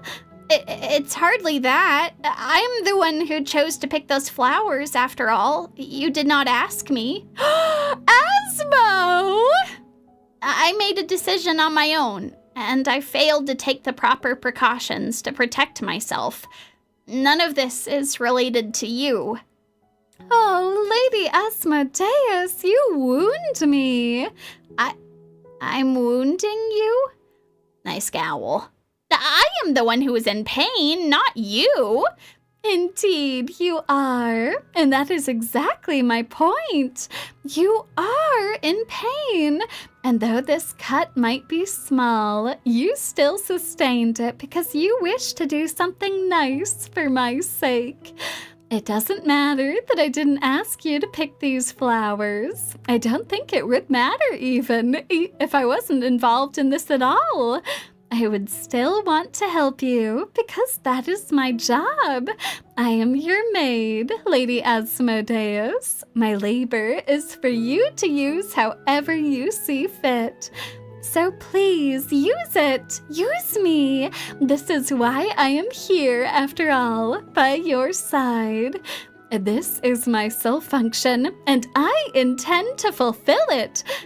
Oh, geez, she's being really intense about this, especially over a single cut. It's not like I got hurt all that badly. I'm not sure why she's gotten so worked up, but it's nice to know that she cares about me so much. Oh, all right. You can take care of me. If that is what you really want, I will allow it. Oh! Lisette's eyes light up. She looks so overjoyed. You would have thought a handsome prince just cruised by on a white pony. Though, given Lisette's apparent aversion for princes, maybe she's happier if a princess stopped by instead. Thank you very much, Lady Asmodeus, for granting this unworthy servant of yours so great an opportunity. I promise I will take very good care of you. And now, let me see. Lisette takes my injured hand in her own, albeit gently. She doesn't press down on the cut, and neither does she cause me any undue pain. She holds my hands aloft, to better examine it, I suppose, and tilts her head this way and that, her eyes discerning. She soon takes heed of my cut, which is still bleeding, and frowns. Oh dear, this will not do at all. It is no wonder you said that you were hurting. You were still bleeding. I am barely bleeding. It is not a particularly deep wound. Perhaps not, but it still needs to be tended to properly. Otherwise, it might get infected. I will not allow you to contract a serious illness, Lady Asmodeus. Not on my watch. I would hate it if anything happened to you, so I shall do all in my power to tend to you. Yes, you did mention, but what exactly do you mean to... I start, my face flushing, as Lisette dips her head. She parts her lips. Oh my God! Then, without any further preamble, she slides the tip of my finger into her mouth. The least sanitary way to deal with this problem is she's sucking on it. My finger is bleeding, and she's lapping at the cut like a cat. There's no way this can be happening. It flies in the face of logic. It defies all common sense. What the heck? What the heck? What the heck? What the heck? My heart's pounding frantically, but Lisette doesn't look concerned at all. Does she slide girls' fingers into her mouth on a regular basis? Asmodeus! Now remember, everyone watching along at home, don't do this. There are perfectly other, better ways to do things, but this is the realm of a demon queen and princess, and so the rules are a little bit different. Yes, there are no real benefits for wound closing and saliva. There's all kinds of downsides to it, but you know what? This is a different reality, so the rules work differently for them. Is this normal for her? I do know kisses on the cheek count as greetings in some countries, but sucking on one another's fingertips? Is this some other weird human custom I'm unaware of? It seems unlikely, but... Hey, Lisette, what are you doing? Lisette blinks, then slides my digit out of her mouth. There's a slick, wet pop as she extricates my fingertip from her mouth, a bit like a cork being pulled from a bottle. Oh my God, Asmo! A strand of saliva connects her mouth with my fingertip, but it snaps when she draws back. My face is flushed, but Lisette looks utterly unconcerned. I was just trying to clean your cut, Lady Asmodeus. Is there any problem with that? Lady Asmodeus, you're trembling rather a lot, and you're stuttering too. Don't tell me. You haven't contracted some sort of horrible infection, have you? No, of course not. Why would you think that? You're behaving rather unusually is all, and it looks like you've started to froth at the mouth too. God damn it. This isn't rabies, is it? Was I too late in administering medical treatment? My goodness. I'm so sorry, Lady Asmodeus, for dilly-dallying so much. I'll just have to suck the poison out of your finger to make up for it. I'll use even more force than before, so please prepare yourself. What poison? There isn't any poison. I just pricked my finger. You're making way too much of a big deal out of this. Do you really think so? Also, what a crazy thing where she's like, don't worry, I'll get the rabies out of your finger. Yes, I'm not going to contract rabies because of a shallow cut like this, you idiot. You really don't need to make such a fuss. But Lady Asmodeus, serving you is my reason for living. You are the axis about which the rest of my life pivots. Without you, I would be bereft, barren, and empty. There is nothing more important to me than your continued well-being. Now please let me serve you. You're serving me enough already. Leave me alone. But Lady Asmodeus... That's enough. I've had it with you. I've wanted to give you the benefit of the doubt, but I see how things really are. And how are things?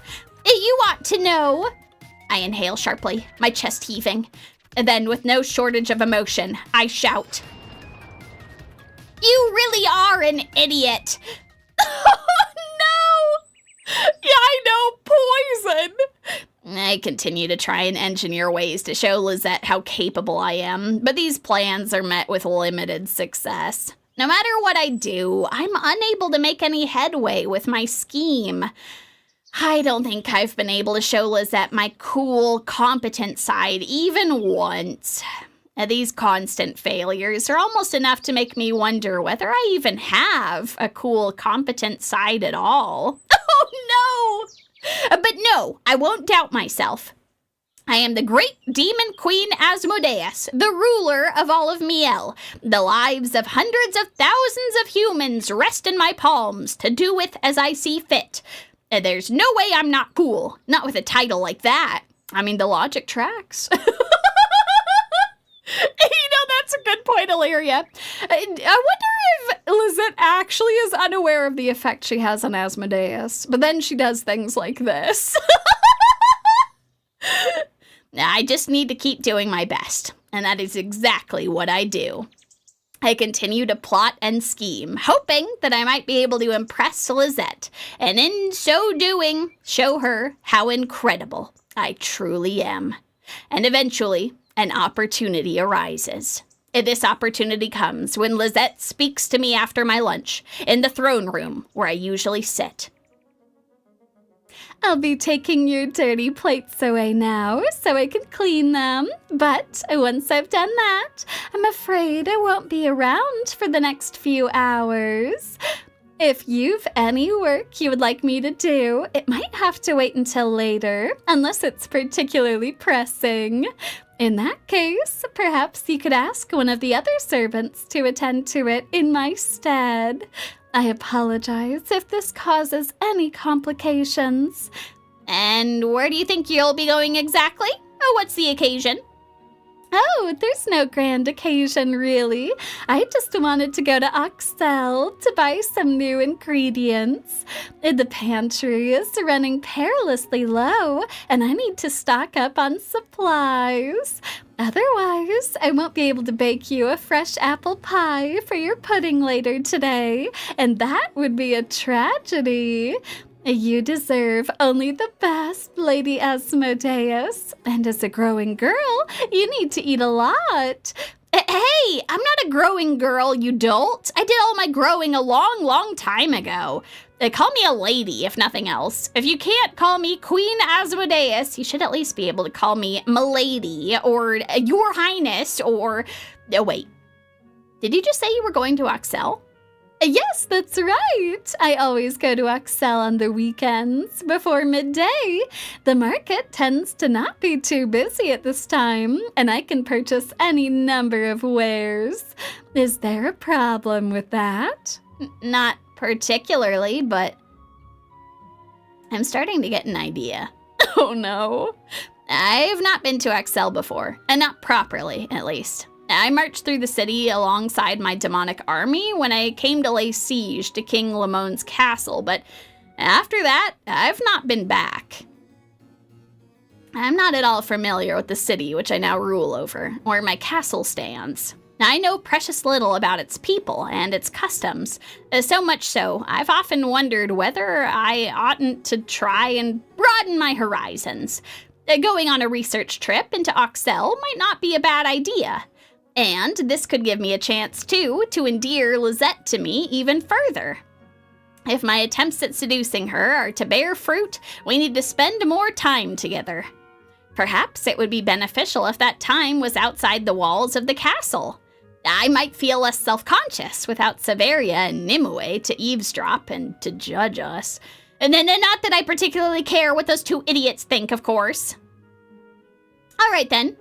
I've decided I'm going to accompany you on your journey to Auxelle. I trust that you don't have any objections. I was hoping that Lisette would jump for joy at this announcement of mine, but instead... I beg your pardon? She inclines her head, her expression curious. Why would you want to go there, Lady Asmodeus? You've never once accompanied me on my shopping trips before.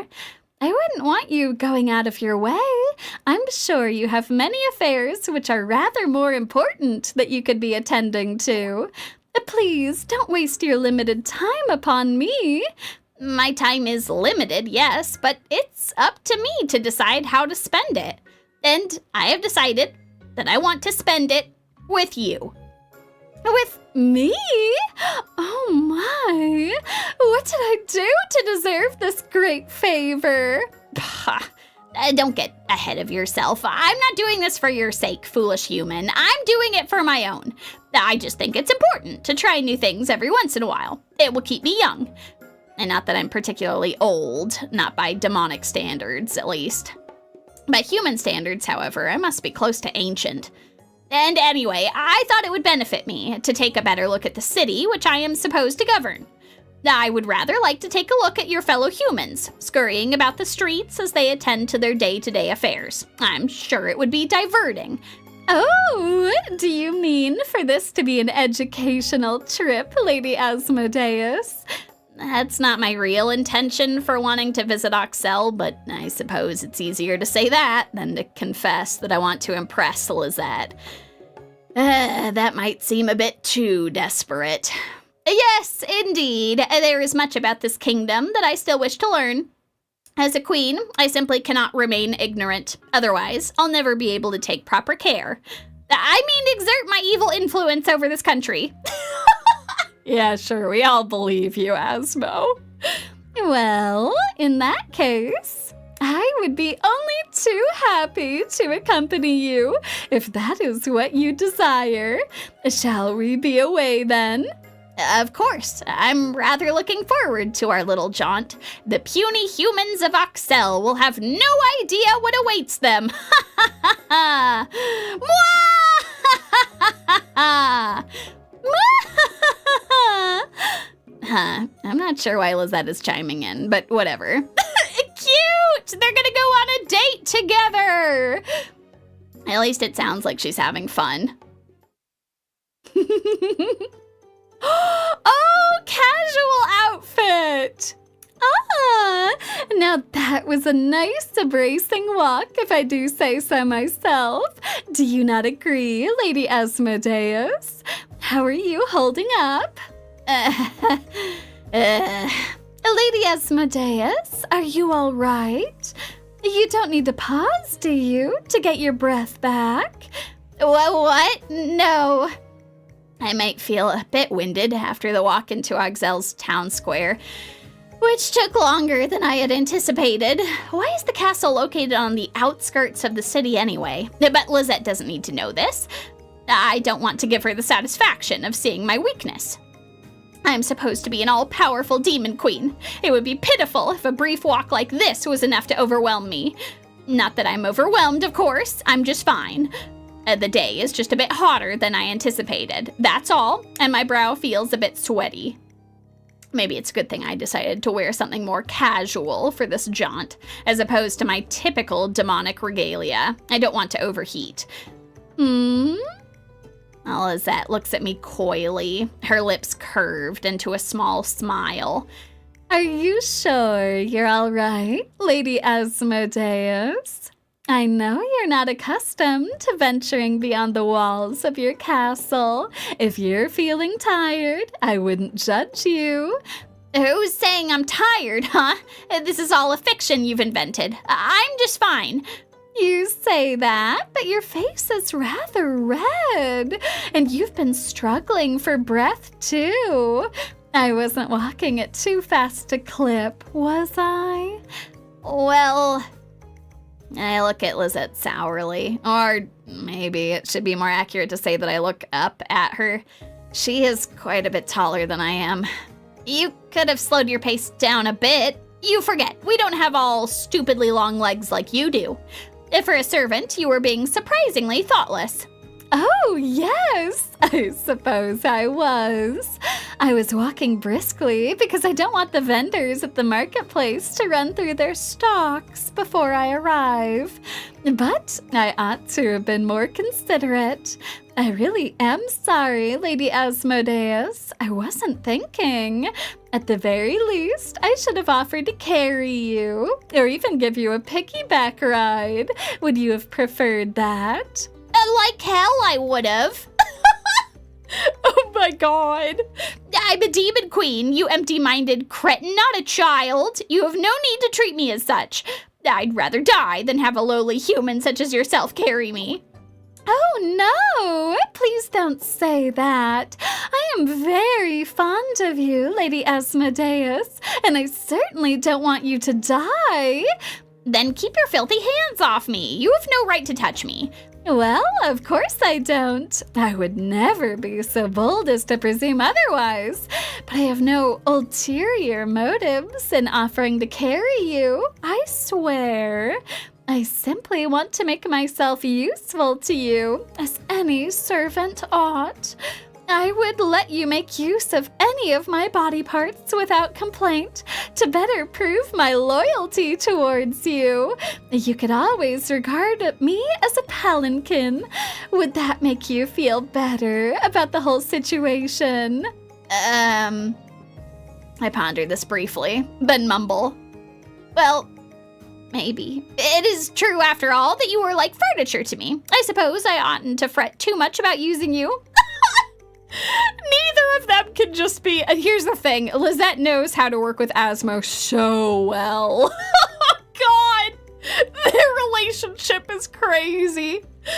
Indeed, you are correct. You ought to use me however you want. No job you might give me is too degrading. Oh my god! As your maid, I live only to serve you. It was thoughtless of me to set so fast a pace during our walk, so you would be well within your rights to ask, no demand, that I carry you when we return to the castle. This humble servant of yours would only be too happy to obey. I think this humble servant of mine might be a little too happy to obey. Yeah, no, right? I think that Lisette is the one who's really down bad. To an insane degree. But we can cross that bridge when we get to it. We aren't going to return to the castle for a while, are we? We shouldn't, no. I haven't been to the marketplace yet. I still have a lot I wish to buy. Then let's go there. I am rather interested in this marketplace, which you have mentioned, though I am unsure whether you'll be able to carry both me and the shopping. Oh my! Are you worried about me, Lady Asmodeus? I'm worrying in so much as any farmer would worry about overburdening their donkey, I suppose. You're my personal maid, so I don't want you tiring yourself out. That would be inconvenient. I see. Well, don't you worry, Lady Asmodeus. I'll take good care of myself, so you'll have nothing to fear. I doubt that somehow. But let us get a move on. Those wares you want might sell out if we stand around chatting. A good point. I always get so caught up when I speak to you, Lady Asmodeus. It must be because of your effusive charisma and charm. Well, yes, that does make sense. I am rather charismatic and charming, aren't I? Indeed, you are. You are the most charismatic and charming demon queen that I've ever met. I'm the only demon queen you've ever met. I mumble this to myself as Lisette and I begin to meander through Auxelle's cobblestone streets, Lisette taking the lead. Since Lisette paused to speak to me for a brief spell, I do feel a bit more rejuvenated now. I'm not breathing quite so heavily at least, though my brow still feels flushed. Did Lisette engage me in a conversation on purpose, I wonder, to give me a chance to relax? It's almost like Lisette pays very close attention to you, Asmo. She knows just how to deal with you. Maybe not. That might be a bit too subtle for her. We walk through the street together, our soles clacking against the cobblestones. While we walk, Lisette looks amongst the houses and then says, So, what do you think of Auxelle, Lady Asmodeus? Is it to your liking? Now that's a good question. I've never been in a human settlement like this one, and it's been rather intriguing to look around. Auxelle is quite a bit cleaner than I thought it would be. It's even cleaner, in fact, than the demon realm, which is rather grimy owing to how sulfurous the air is. The sky here is a clear, cloudless blue, and the houses, most of which are made of wood, are painted cheerful colors. It's almost like something from an oil painting. It might be a bit too idyllic for my liking, in fact. This town is a nice one, but it seems almost unbelievable that this town is ruled over by a vicious demon queen. Doesn't it seem a bit too peaceful? I think it's a testament to what a good queen you are, Lady Asmodeus. Do you really think so? Of course! Any ruler can sow chaos and discord. That isn't something you really need to try to accomplish. Poverty, uncleanliness, and general disorderliness all result from poor leadership. Damn, based as hell. Auxelle, however, is flourishing. It's doing even better than it was under my father's rule. I think that's indisputable proof that you're doing a good job. You ought to be proud of this town, which your tireless efforts have helped to support. These villagers wouldn't be smiling as peaceably as they are if it weren't for you. Well, I'm glad that you recognize how tirelessly I've been working. But I didn't become a demon queen so I could make weak, feeble-minded mortals such as you happy. You didn't? Of course not. I became a demon queen so I could subjugate you and impress upon you how very useless you are in comparison to my exalted self. You all ought to be quaking before me. I'll show you, Lisette. I'll show all of you. I will make you fear me if it's the last thing I do.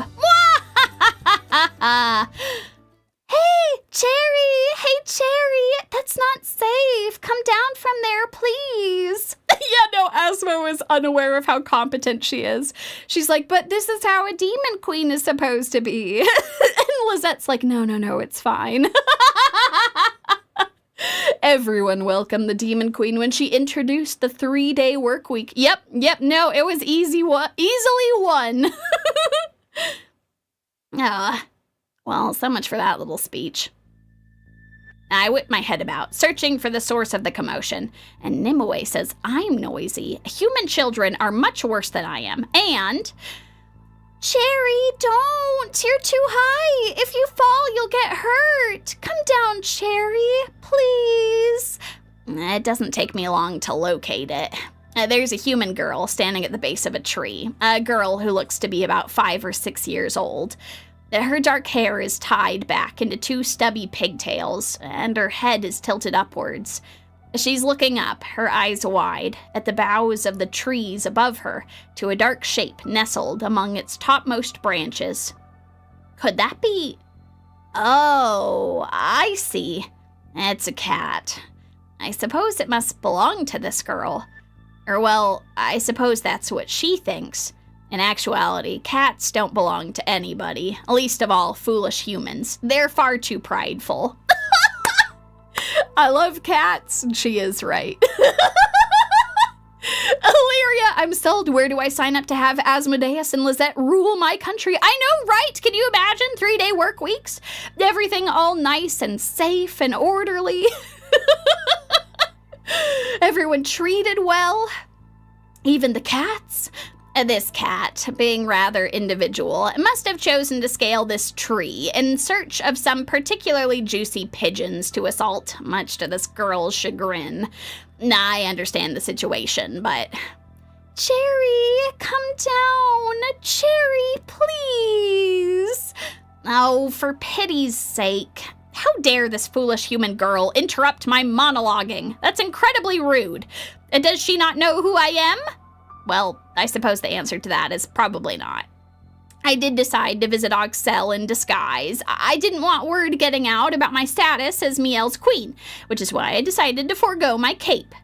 Now, my true identity shouldn't be immediately apparent to all and sundry, but still, it is rather irritating to have my thoughts cut off like this, and by a sobbing child, no less. Humans can be so inconsiderate sometimes. Cherry! Oh, Cherry, won't you come down? If you slip and fall, you'll hurt yourself. Cherry, please. Yes, Cherry. A plain woman with dull brown hair, who I take to be this girl's mother, has also begun to petition this misbehaving feline from the base of the tree. Please come down. We're both so worried about you. And this mother and daughter combo are doing their best to appeal to their finicky feline sentiments, but The tiniest. Meow. a Cherry doesn't seem too interested in obliging. And the black cat is too preoccupied with trying to swat at a few birds, which were nestled among the boughs, to pay its owners any heed. Well, I guess cats are like that. I'm not particularly worried about the fate of this feline. Meow. A Cherry! Oh, goodness. But Cherry doesn't seem to be the cleverest cat out there. She must have misjudged how much weight this particular bough can take, because the bough is starting to buckle. It splits beneath her weight, though it can't be all that considerable. Then, with a surprised screech, Oh no! she begins to fall. Well, this isn't good. I know cats often land on their feet, but Cherry was rather high up. If she falls from that height, then smacks the ground, I'm not sure if I much fancy her chances. I don't know this frantic mother and daughter combination, but I do feel a certain degree of kinship with this poor cat. I don't want her breaking a leg, so... What a pain. I'm not supposed to use magic while I'm in public, but whatever. Levitate. Ah! I flick my wrist languorously, and when I do, a pale light begins to exude from Cherry's tumbling body. Then Cherry stills. The cat hovers in the air, suspended, only a scant few centimeters away from the ground. It looks like I was able to rescue her just in time. Not the anime locking in music. The day has been saved. Go me! I really am amazing. I bend down and then scoop Cherry up into my arms. She looks a little shaken, but I think she'll be fine. Whew. Take that, gravity. I'm not gonna let you get up to your old tricks again. I'm cradling the cat to my chest when... Cherry! Oh, Cherry! The young girl dashes forwards. She stares up at me and then says, Miss, kind miss, did you help Cherry? I suppose I did, but it was a trivial matter. All I had to do was cast a levitation spell. I barely even broke a sweat. Wow! So you did save her. You're amazing. Thank you, miss. You're really nice. Isn't she just? The Lisette is loving this. Lady Asmodeus is the kindest, most considerate, woman around, and she's very talented to boot. You are fortunate she happened to be passing by, and that she felt like extending her aid to you. She is a very busy woman, after all, given that she has the whole entire country to run. Well, so much for the disguise. What? Hey, Lisette, that was supposed to be a secret, I meant to say, but I'm not able to get this out because the young girl's mother is upon me. What? Don't tell me. You aren't the Demon Queen Asmodeus, are you? Well, in the name of all that is unholy, I guess the cat is truly out of the bag now. Or out of the tree. I'd wanted to keep my true identity hush-hush, but I suppose there's no helping it. This must be the natural result of me being so incredibly famous and having such a massive blabbermouth as a maid. Well, I guess I didn't help my own case either, since it looks like I transformed into my Demon Queen attire while I was rescuing that cat. Oh my god, wait, she did! Oh, what a pain. Yes, that is correct. I am the great and terrible Queen Asmodeus. I am the one who ousted King Lamone, and I am the one who now rules all of Miel in his stead. Your lives are quite literally in the palm of my hand. If I wished, I could easily snuff out your existences. I would not have to blink to carry out such a plan, and neither would I feel any particular guilt. I am far more exalted, after all, than you puny humans. Now cower before my feet in supplication, and I may spare your lives. That speech took quite a bit out of me, but I think it sounds suitably demonic. That ought to be enough to uphold my reputation as a fearsome demon, shouldn't it? Oh no. Well, shouldn't it? I'm doing my best to look authoritarian here, but... So it is you! I did wonder when I saw those horns, but I didn't want to assume. It would have been awfully rude of me to mistake you for our demon queen just because you happen to be a demon. I wouldn't want to assume that all demons look the same just because of your species. That would have been awfully rude of me. But I suppose it's just as rude that I'm not showing you the respect you deserve when you really are our queen. You have my immense gratitude. The mother drops me a curtsy, but she doesn't get down on her hands and knees. She isn't trembling either. It's almost like everyone can tell that you're actually kind, Asmo. She doesn't look afraid at all, even though she is now confirmation that I'm a real, genuine demon and a demon queen to boot. Isn't she scared? Why are you so grateful? Rescuing your cat was a simple affair, like I said. I'm capable of performing spells much, much more powerful than that, and much more devastating, too. Why, if I wanted, I could raise all of Auxelle to the ground. Oh, I'm sure you could. You're very powerful after all, but I know you wouldn't do that. And where are you getting this confidence from, exactly? Well, you just rescued our Cherry, a nice woman who worries about the plight of animals, would never raise a whole city for the sake of it. I think that she's onto something. That's right. You're really nice, miss. You're the best. Isn't she just? We're very fortunate that our new monarch is such a benevolent woman. I did have a few doubts when I first learnt that King Lamone had been supplanted by a demon, but you seem like a virtuous young woman indeed. Well, I'm not exactly young. I'm almost 100 already. I try to brush these compliments aside when... Oh, what's going on here? Who's this young woman then, with the horns and the tail? It couldn't be. That isn't Queen Asmodeus, is it? I was trying to be covert, but it looks like I'm starting to attract quite the crowd. I guess I should have hid my horns and tail after all. And maybe I shouldn't have made a show of rescuing that cat. Oh, I didn't want to be made a spectacle of, but... Goodness, you're right! That is Queen Asmodeus! I can't believe she'd come to visit Auxelle to mingle with us common folk. King Lamone never would have bothered with that, and he'd been on the throne for decades. Well, we all know how that old goat was. He never gave a tuppence about all of us. All he cared about was lining his coffers. All so he could while his time away gambling. Oh my God! She really has made this country better. He ignored his daughter, and he ignored his people. He ignored all of us. He always was a selfish git, but Queen Asmodeus here seems a lot nicer. She is nice. She's really, really nice.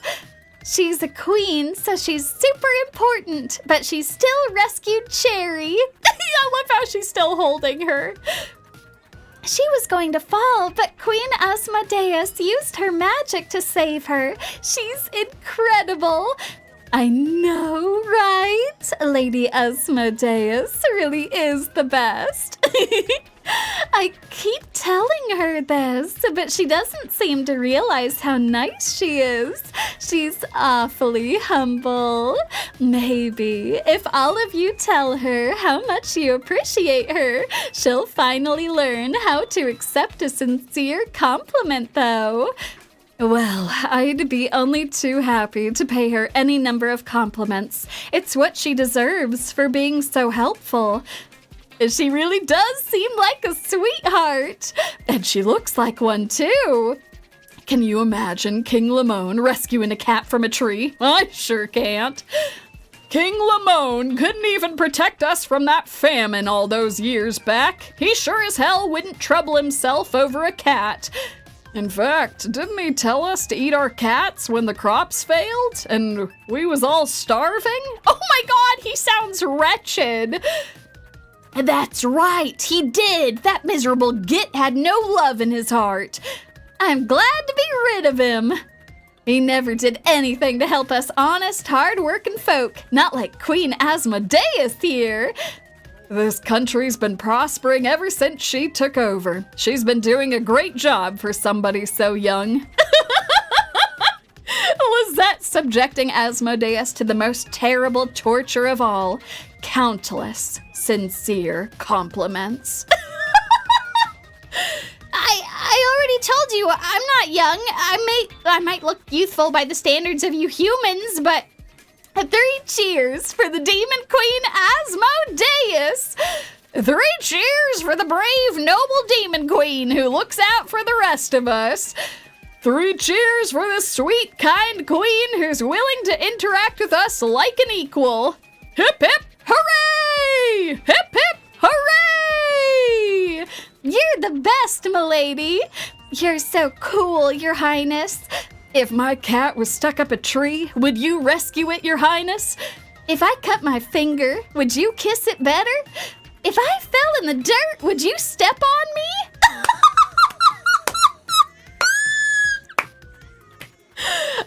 Now we understand where Lisette is picking some of this up from. oh wait, what? Quite a crowd has formed around me. Looks like my stunt with the cat pulled in a lot of attention. I don't really understand all of these requests. Why are these people saying such audacious things, Lisette? What did I do to deserve this? I don't think you did anything in particular, Lady Asmodeus, other than be your usual cute, charming self, of course. I'm cute? You're incredibly cute. I knew the people of Auxelle would take to you immediately, but even I'm surprised they're being quite this enthusiastic. I didn't realize you'd be as popular as all this. But I suppose this proves just how charming you are. You've become something of a celebrity. Well, I can see that much. Hip, hip, hooray! Hip, hip, hooray! And I can hear it, too. These people are being so loud. They're making my eardrums ring. Haven't they heard of common courtesy? They must be forgetting themselves, I suppose, in their excitement. It isn't every day you see your country's queen in the flesh. But don't worry, Lady Asmodeus. I won't let anybody lay so much as a finger upon your exalted person. Not if you don't want them to. I'll protect you. Oh, that's very kind of you.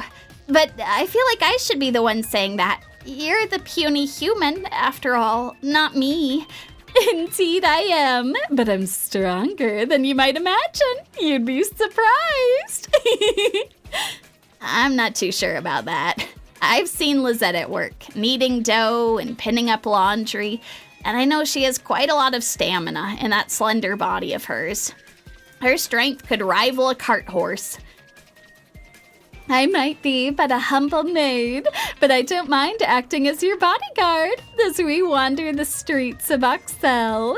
I'll keep you safe from any and all injury. I can promise you this much. If any of your adoring fans harm you, Lisette cracks her knuckles menacingly.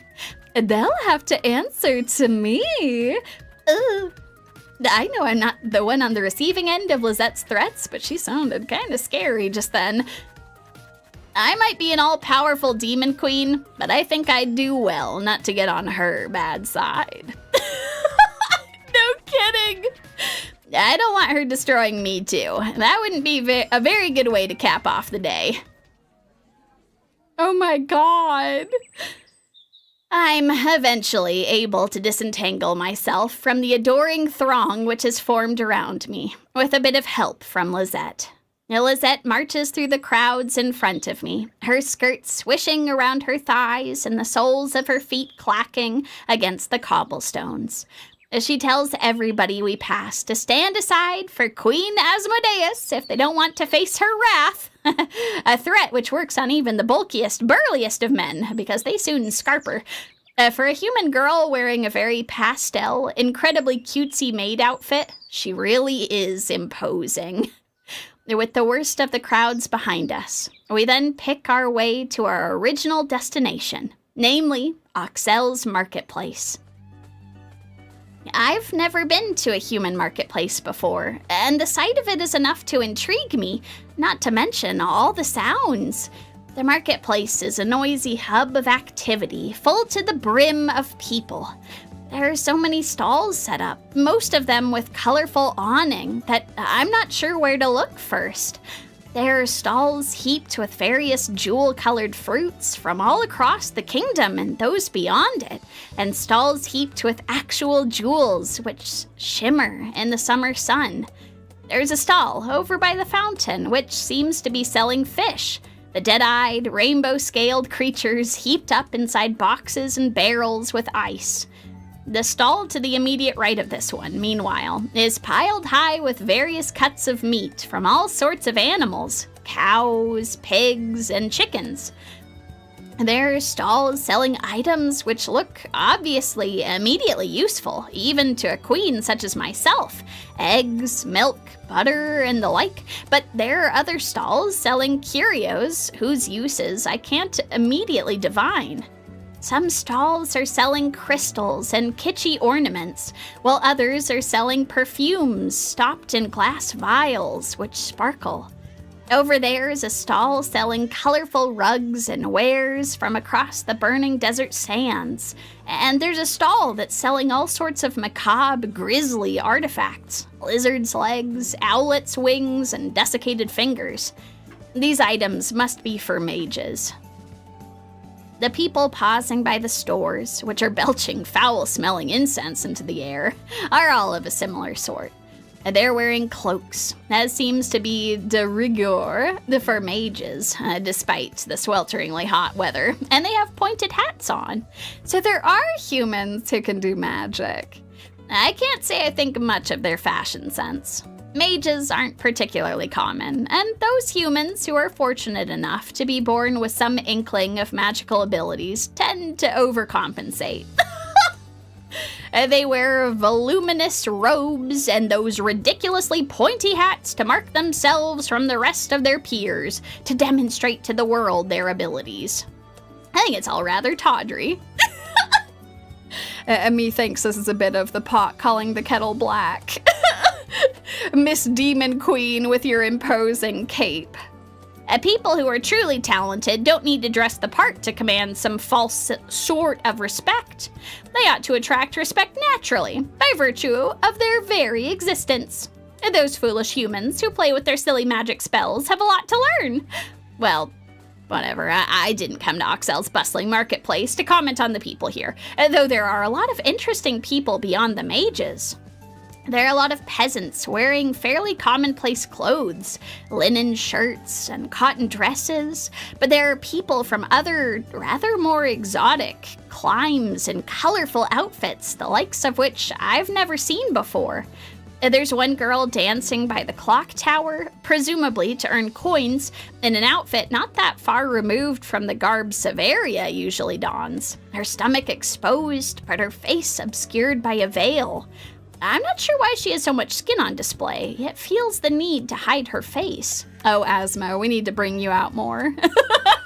This has been a good experience for her, getting to go into town, realizing the impact that she's made, and actually getting some well-deserved compliments. But perhaps that adds to the sultry allure of her performance? She's very good at dancing, in any case. I find myself watching her for a few moments, entranced. But there are so many things to see and do, and I don't stand around staring for too long. I follow along at Lisette's heels as she cuts through the carnage, pausing at the odd stall here and there to buy eggs, milk, and butter. Everything Lisette buys, she then stashes away inside the wicker basket, dangling on the crook of her arm. I watch these transactions interestedly. There's so many people thronging the marketplace, all crying out to one another. It's remarkable that Lisette is able to make herself heard above the din. For a princess, she has quite the set of lungs on her.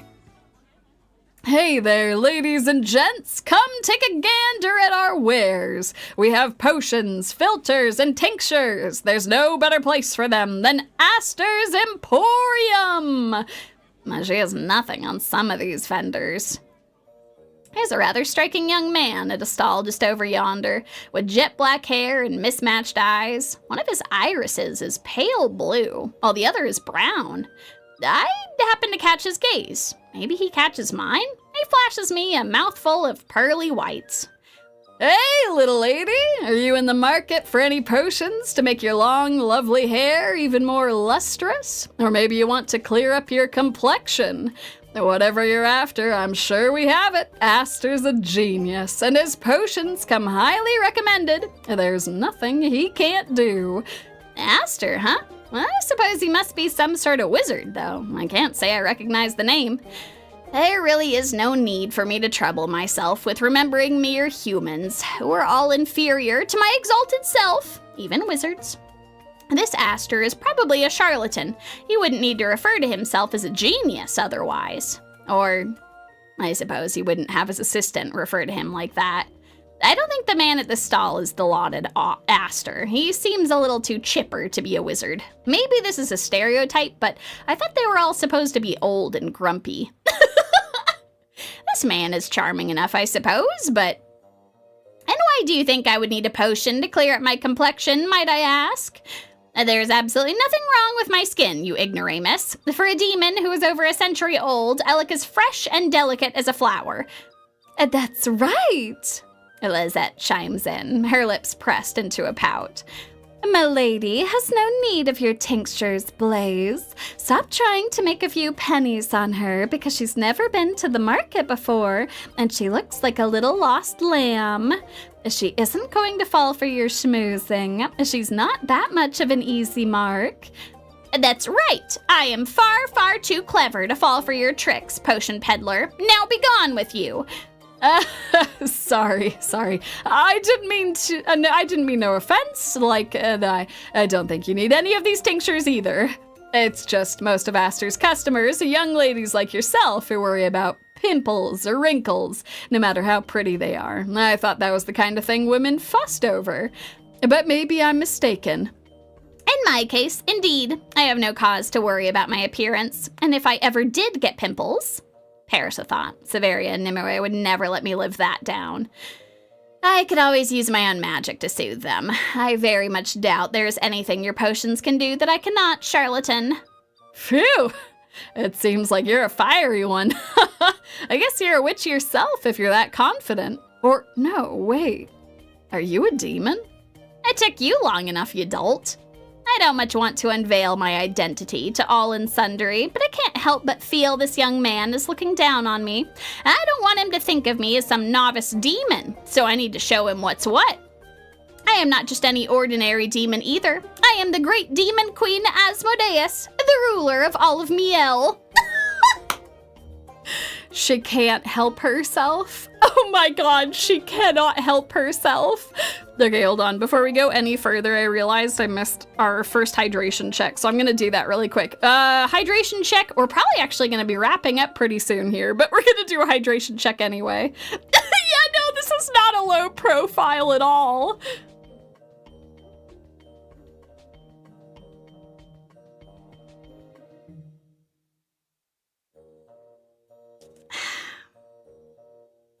Alrighty. Away we go. You should consider yourself fortunate that I would deign to show myself before a lowly man such as yourself, you knave. And now kneel and prostrate yourself before me, and tremble in awe at my great works. Mwahahaha! I'm hoping this will be enough to cow Blaze, but... Oh, so you're Asmodeus, are you? I heard the rumors that our kingdom was conquered by a powerful demon, but you're a lot cuter than I expected. What? What is this? Does this fool not know who he's talking to? How dare you call me cute? I possess more power in my fingernail than you do in your whole body. If I wanted to curse you, it would be a trivial matter. In fact, I could turn you into Shoot, what sounds like a suitable threat? I think back to Cherry, caught up in the tree, and then... I could turn you into a puny, pathetic kitten with ease. How do you like that? I'm hoping this will unnerve Blaze, but... Well, it wouldn't be the first time. Blaze! Huh? What the hell is this guy talking about? Don't worry about it, Lady Asmodeus. It's a long story, and Aster'll scold me when I get back home if I've not sold enough of these potions. But now I'm thinking about it, maybe I should have realized that you were the Demon Queen sooner. I've seen Lisette around here plenty. She always did tell me she served a great and powerful mistress. I thought she was exaggerating, but it looks like you're the real deal. It's very nice to meet you, Miss Demon Queen. That is Lady Demon Queen to you. And why have you been talking to this ingrate anyway, Lisette? I thought you went to the market to replenish your ingredients, not to waste time chattering. You were so right, Lady Asmodeus. I really shouldn't spend so much time with the vendors, but Blaze is hard to ignore. He can be rather amusing when he puts his mind to it. And Aster makes the most wonderful sleeping draughts. They never fail to help me doze away after a weary day. Oh, that makes sense. Would you like me to buy you one of these draughts, milady? I think it might help ease your nerves. Oh, are you particularly nervy, Miss Lady Demon Queen? Well, I am the ruler of this country. What do you think? I don't think much at all, as it happens. It's never been my strong suit. But I bet you're rushed off your feet. You look like exactly the sort of person who needs to get a good 8 hours of sleep every day. I concur. My lady works so hard. I worry about her. I know she's a great and powerful demon, but I'm sure even she has her limits. And the last thing I want is for her to collapse. I know exactly what you mean. Aster's exactly the same. He's always pushing himself, especially when he gets an idea into his head. Lately, he's gotten transfixed on flying potions, and then he's been staying up all night researching. You know what, actually? I feel like Blaze and Severia would get along really well. I keep telling him to come to bed, but he always shrugs me aside and says, just another minute. It never is another minute, though. He stays up until the crack of dawn, and then he ends up yawning the next day. Another gay couple. Oh! That's why I always end up at the market on my own. Aster pushes himself far too much. I'm afraid he'll doze off, slap bang in the middle of the midday rush. Oh dear, I was wondering where Aster was, but I suppose he doesn't often come here himself. I hope he hasn't made himself ill. Thanks for the concern, Lisette. You're so sweet.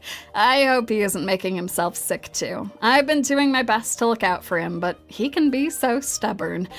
It is difficult, isn't it? Looking after somebody who refuses to look after themselves.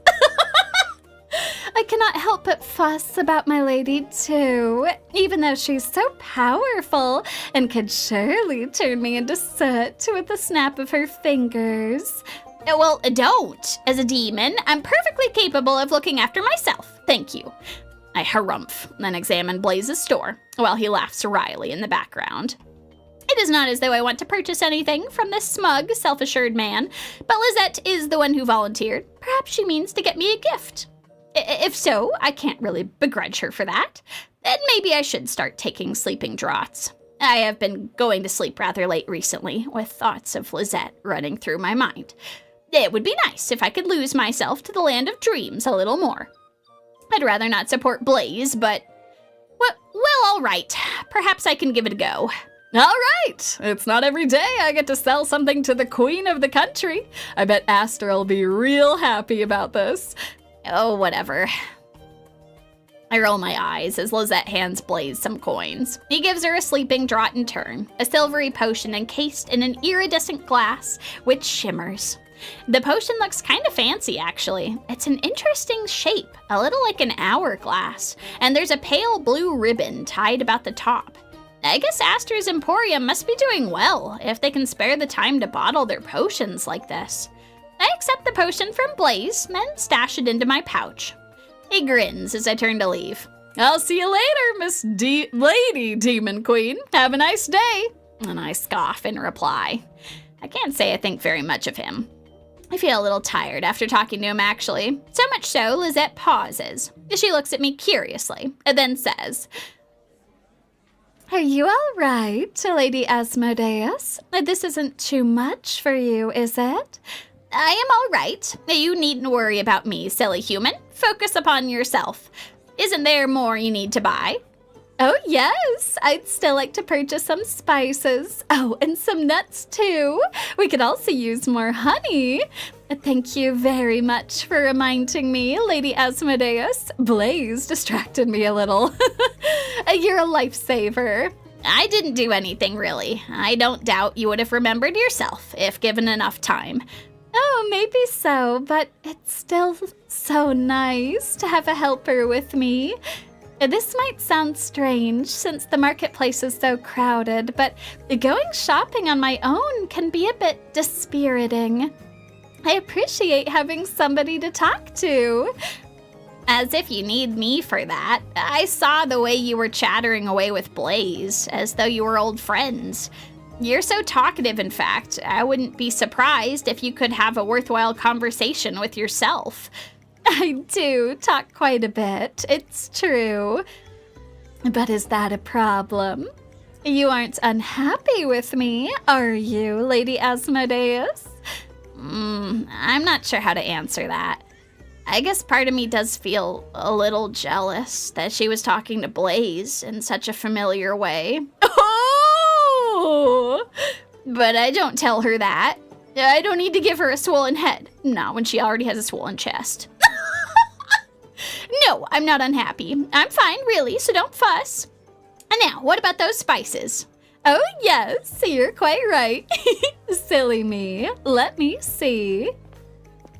Lisette leads me to a few more stalls, her skirt fluttering. I'm content enough to follow behind her, entranced by my surroundings. There's so much to look at. I don't think I'd ever get bored of this place.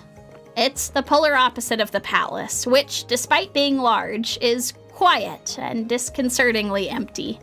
The colorful sand that this vendor is selling looks rather curious, as are all of these colored sweets in these glass jars. Oh? But it's a market stall which is selling jewelry, brooches, earrings, and bracelets, which makes me pause. Oh? I don't know very much about jewelry. I don't often trouble myself to wear it, but these pieces look like they've been crafted with an extreme amount of detail. The brooches have been polished to perfection, so they shine. The earrings, meanwhile, are exquisitely made things, precious jewels suspended on golden threads. Some of the bracelets are jade, some are onyx, and others look to be made of pearls, all white and neat and perfectly spherical. This stall has hairpins too, with sharp ends to skewer hair, and combs with lacquered finishes, and rings too. Oh! It has a lot of rings, in fact, perfectly circular and studded with jewels. Some of the rings are plain, others are more ostentatious, but they all share one alike trait. They're all beautiful.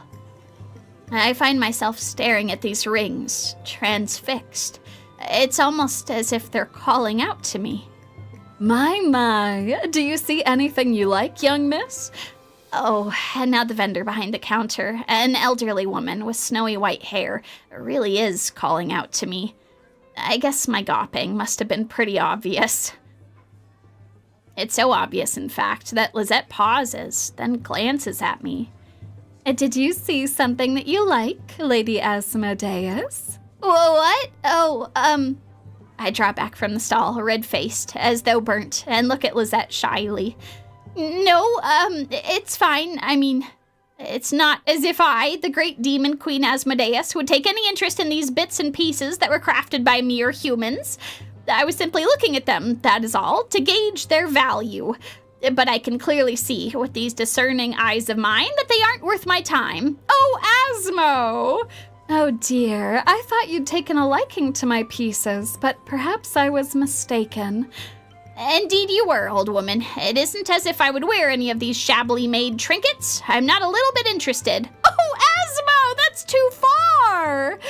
Oh yes, I can see just by looking at you that you must be a very proud demon indeed, particularly given those impressive horns. It was foolish of me to think you might be interested in my humble wares. I really am sorry for being so presumptuous. Oh, don't worry about her. Lady Asmodeus says a lot of things, but she doesn't always mean them. Yep, we have Lisette, our Asmo translator here. And what's that supposed to mean? What I said. Lisette smirks and, oh, why does she look so smug? For somebody who says you're not interested in these shabbily made trinkets, you sure have been staring at them hard. It's quite curious. There's nothing curious about it. You're simply making base assumptions about my tastes. I really wish you wouldn't do that. For a princess, it is most unbecoming. Oh, are you planning to lecture me on my etiquette, Lady Asmodeus? That is rather funny. You almost sound like Miss Mercy.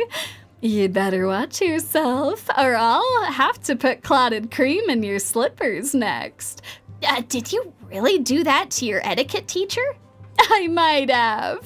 I mean, she was really annoying. Well, I never. You really are the least princessy princess I've ever met. I thought I was the only princess you'd ever met. Well, that too. Silly Lady Asmodeus, you might be an intelligent, incredibly capable demon queen, but you do say some amusing things sometimes.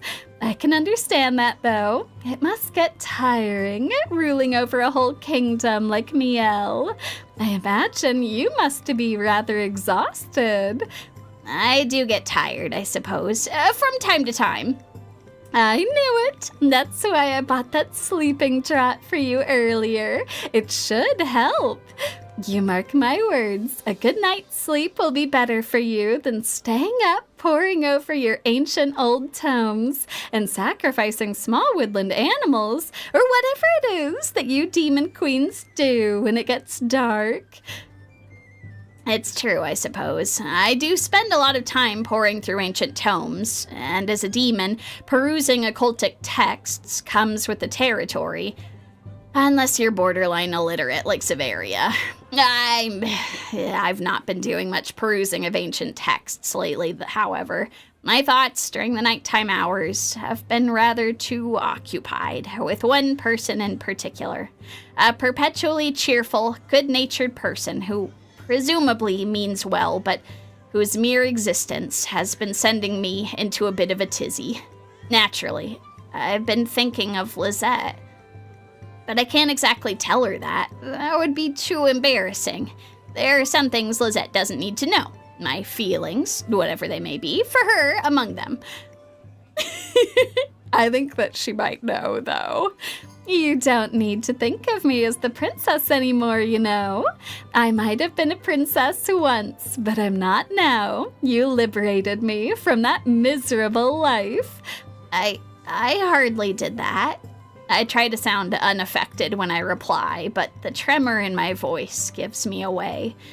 I meant to subjugate you, this isn't supposed to be fun. That might have been your intention, but it didn't really work. From my perspective, at least, you freed me. I really was sick, you know, of being trapped inside the castle day after day with nothing to do except change into various dresses, stare out of the window, and sigh. I never would have been allowed to wander around the marketplace like this before. I never had a chance to talk to any of the citizens of the country I was supposed to serve. It was very isolating. I can only live an ordinary life right now because of you. You helped me more than you know, Lady Asmodeus, by making me your maid. So I'm going to help you in return. Help me how? I'll buy you a gift, of course, so we can commemorate this day. Ah! Huh? But you already bought me a gift, that Sleeping Draught. It doesn't count. It was cheap, so I want to get you something more suited for a great queen like yourself, something that will last. Now, it was this ring you were looking at, wasn't it? What? I swallow, then look back at the jewelry on display at the stall. It's true enough, I was eyeing up the rings, especially this thin, fashionable silver one, inlaid with emeralds. I don't know if the stones winking in the slender band of this ring are real emeralds. They might be a bit too pricey, but they look convincing enough, even if they are fakes. They're bright stones which, in the butter yellow light of the summer's day, seem to shine. Yes, I think this is the ring you've been looking at. I can tell. How can you? Am I really that obvious? You're a bit obvious, I guess. Oh, foiled again. For a demon queen, you're not particularly good at subterfuge. You tend to wear all of your emotions on your sleeve. But I think that's sweet. It's one of the things I like about you, Lady Asmodeus. But please don't mistake me. It isn't the only thing I like about you by far. I'm fond of you in all sorts of ways. So, it only makes sense that I'd want to buy you a present to better show you the depth of my feelings. I care about you a good deal, after all, so... Lisette takes her purse out of her pocket while I stare. I've seen her wield this purse when buying flour, milk, eggs, and that sleeping draught from Blaze, but I've never seen her take it out for the sake of anything this frivolous. For a princess, Lisette is pretty sensible. It looks like she's been keeping a pretty tight hold on the purse strings. Is that something her lady's maid Rosalba taught her? In any case, since Lisette's spending has been rather frugal, she should have enough money left over for the ring. I love that Lisette is buying her a ring! It's not that expensive. I'm not too concerned about the price, but... Are you really planning to buy that for me? Well, who else would I be buying it for, silly? It would seem rather cruel to buy this ring you obviously want before your eyes, then keep it for myself.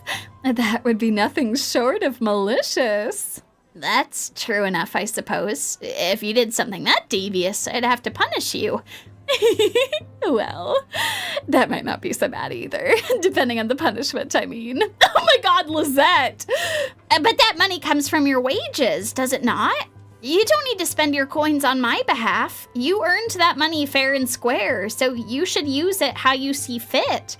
Oh, are you concerned about my finances, Lady Asmodeus? I'm more worried that you might be able to make a purchase that you'll regret. That is very kind of you, then. But worry not, Lady Asmodeus. Lisette hands the necessary coins over to the vendor behind the counter before I can launch any further arguments. Naturally, I want to buy the lovely silver ring that my mistress wants so much. And now, won't you point out to the kind lady what it is you want, Lady Asmodeus? Well, I was looking at this ring, but Then this ring it shall be. Thank you so much. No, thank you, young missus. The vendor chuckles as she retrieves the ring for Lisette. She places the ring inside a fancy box, which looks to be lined with velvet, then hands the box to Lisette. I hope that your mistress, did you say she was? Now that's a funny way to talk about your girlfriend. Enjoys her gift.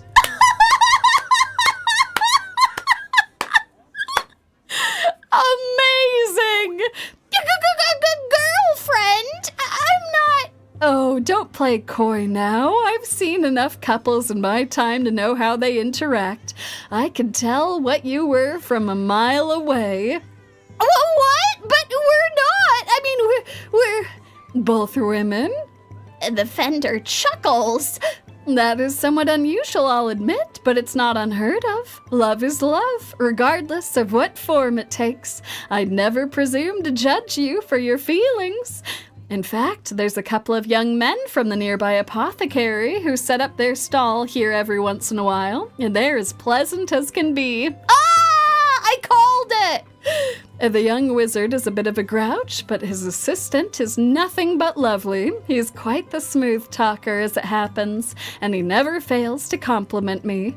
I'm certain these two young men are in some manner of relationship more intimate than that of mere co-workers, but it doesn't change my feelings about them. I still find them lovely young men. Huh, is she talking about Blaze and Aster? I wonder. Well, that's nice, I guess, but I'm not... Oh, thank you very much. You're too kind. I'm sure my mistress will love her present. Oh, Lisette, she does know what she's doing. Lisette's cheery voice interrupts my arguments, which sound half-hearted even to my own ears. She opens the velvet-lined box, once more revealing the ring. Then she gets down on one knee, right in front of the old woman. She proffers the box to me, a sunny smile playing about her lips as she says, Now, will you take this token of my esteem, Lady Asmodeus? We might not be a couple in the traditional sense of the word, but you have come to mean a lot to me in quite a short space of time. And given all you've done for me, maybe it wouldn't be remiss of me to say this. I understand, as a servant, this might be going too far, but I can't understate how much you've done for me. You've made me so very happy. I want only to make you happy too. So, I have no compunctions in saying this much. My feelings might be inferior to yours, given I'm just a human and a servant alongside that.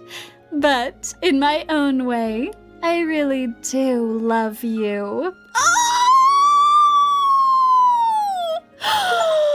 Oh my God! That was incredible! Oh, Isaac!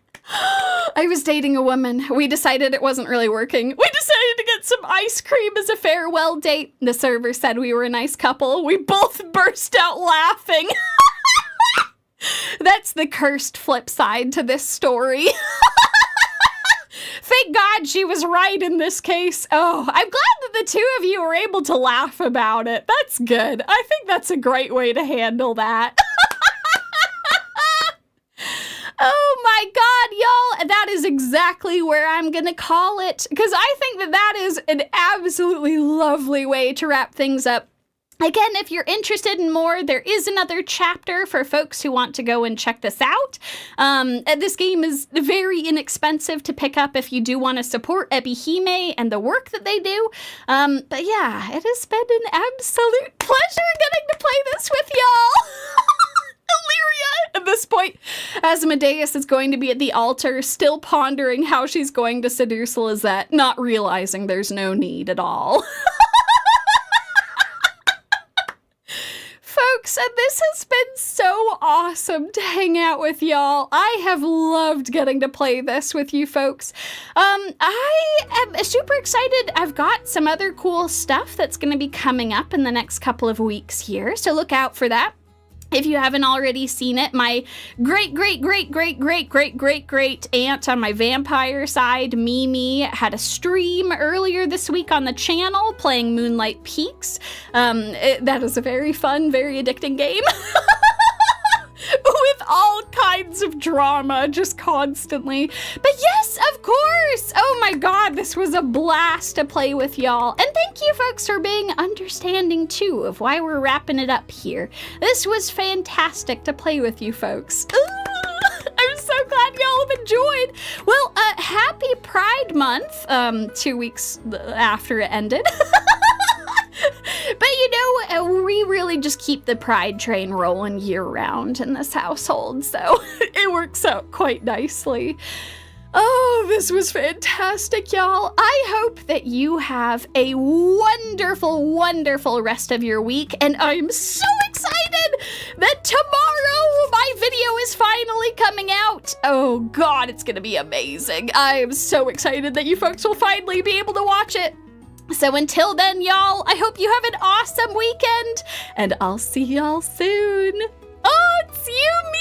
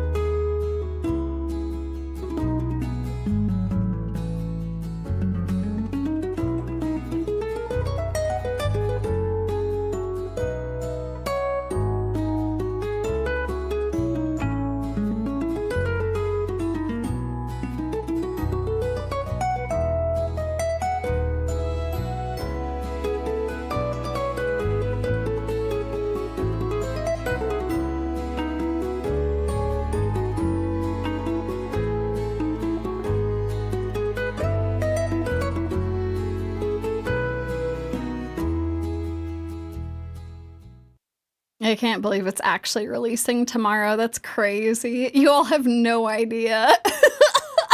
This video has been so wild to put together. Oh, I hope that you all have an awesome time and enjoy watching the video.